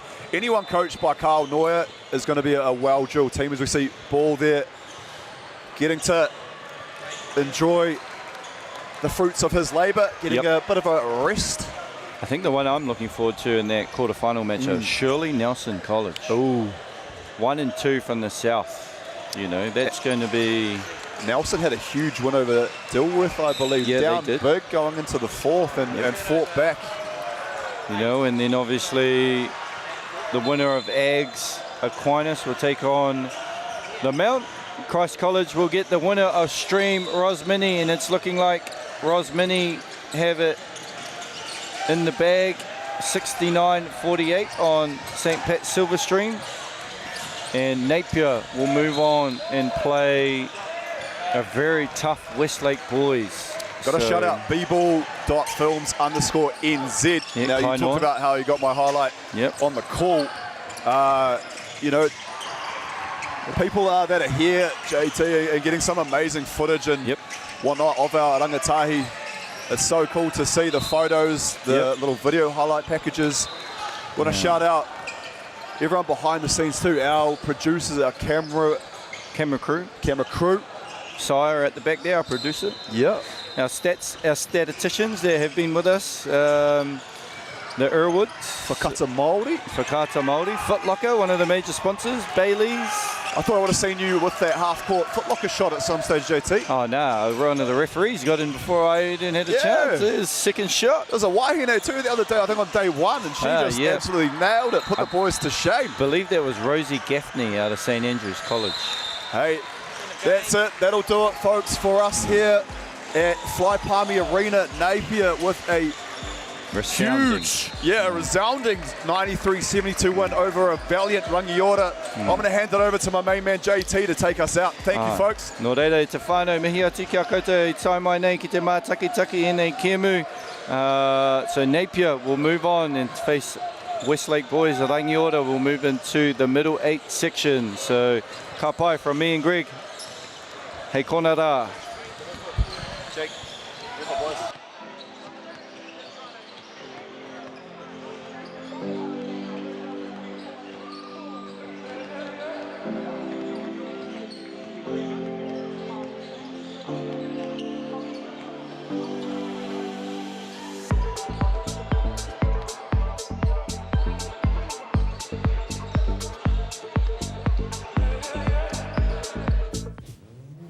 This is an opportunity that we can't pass on.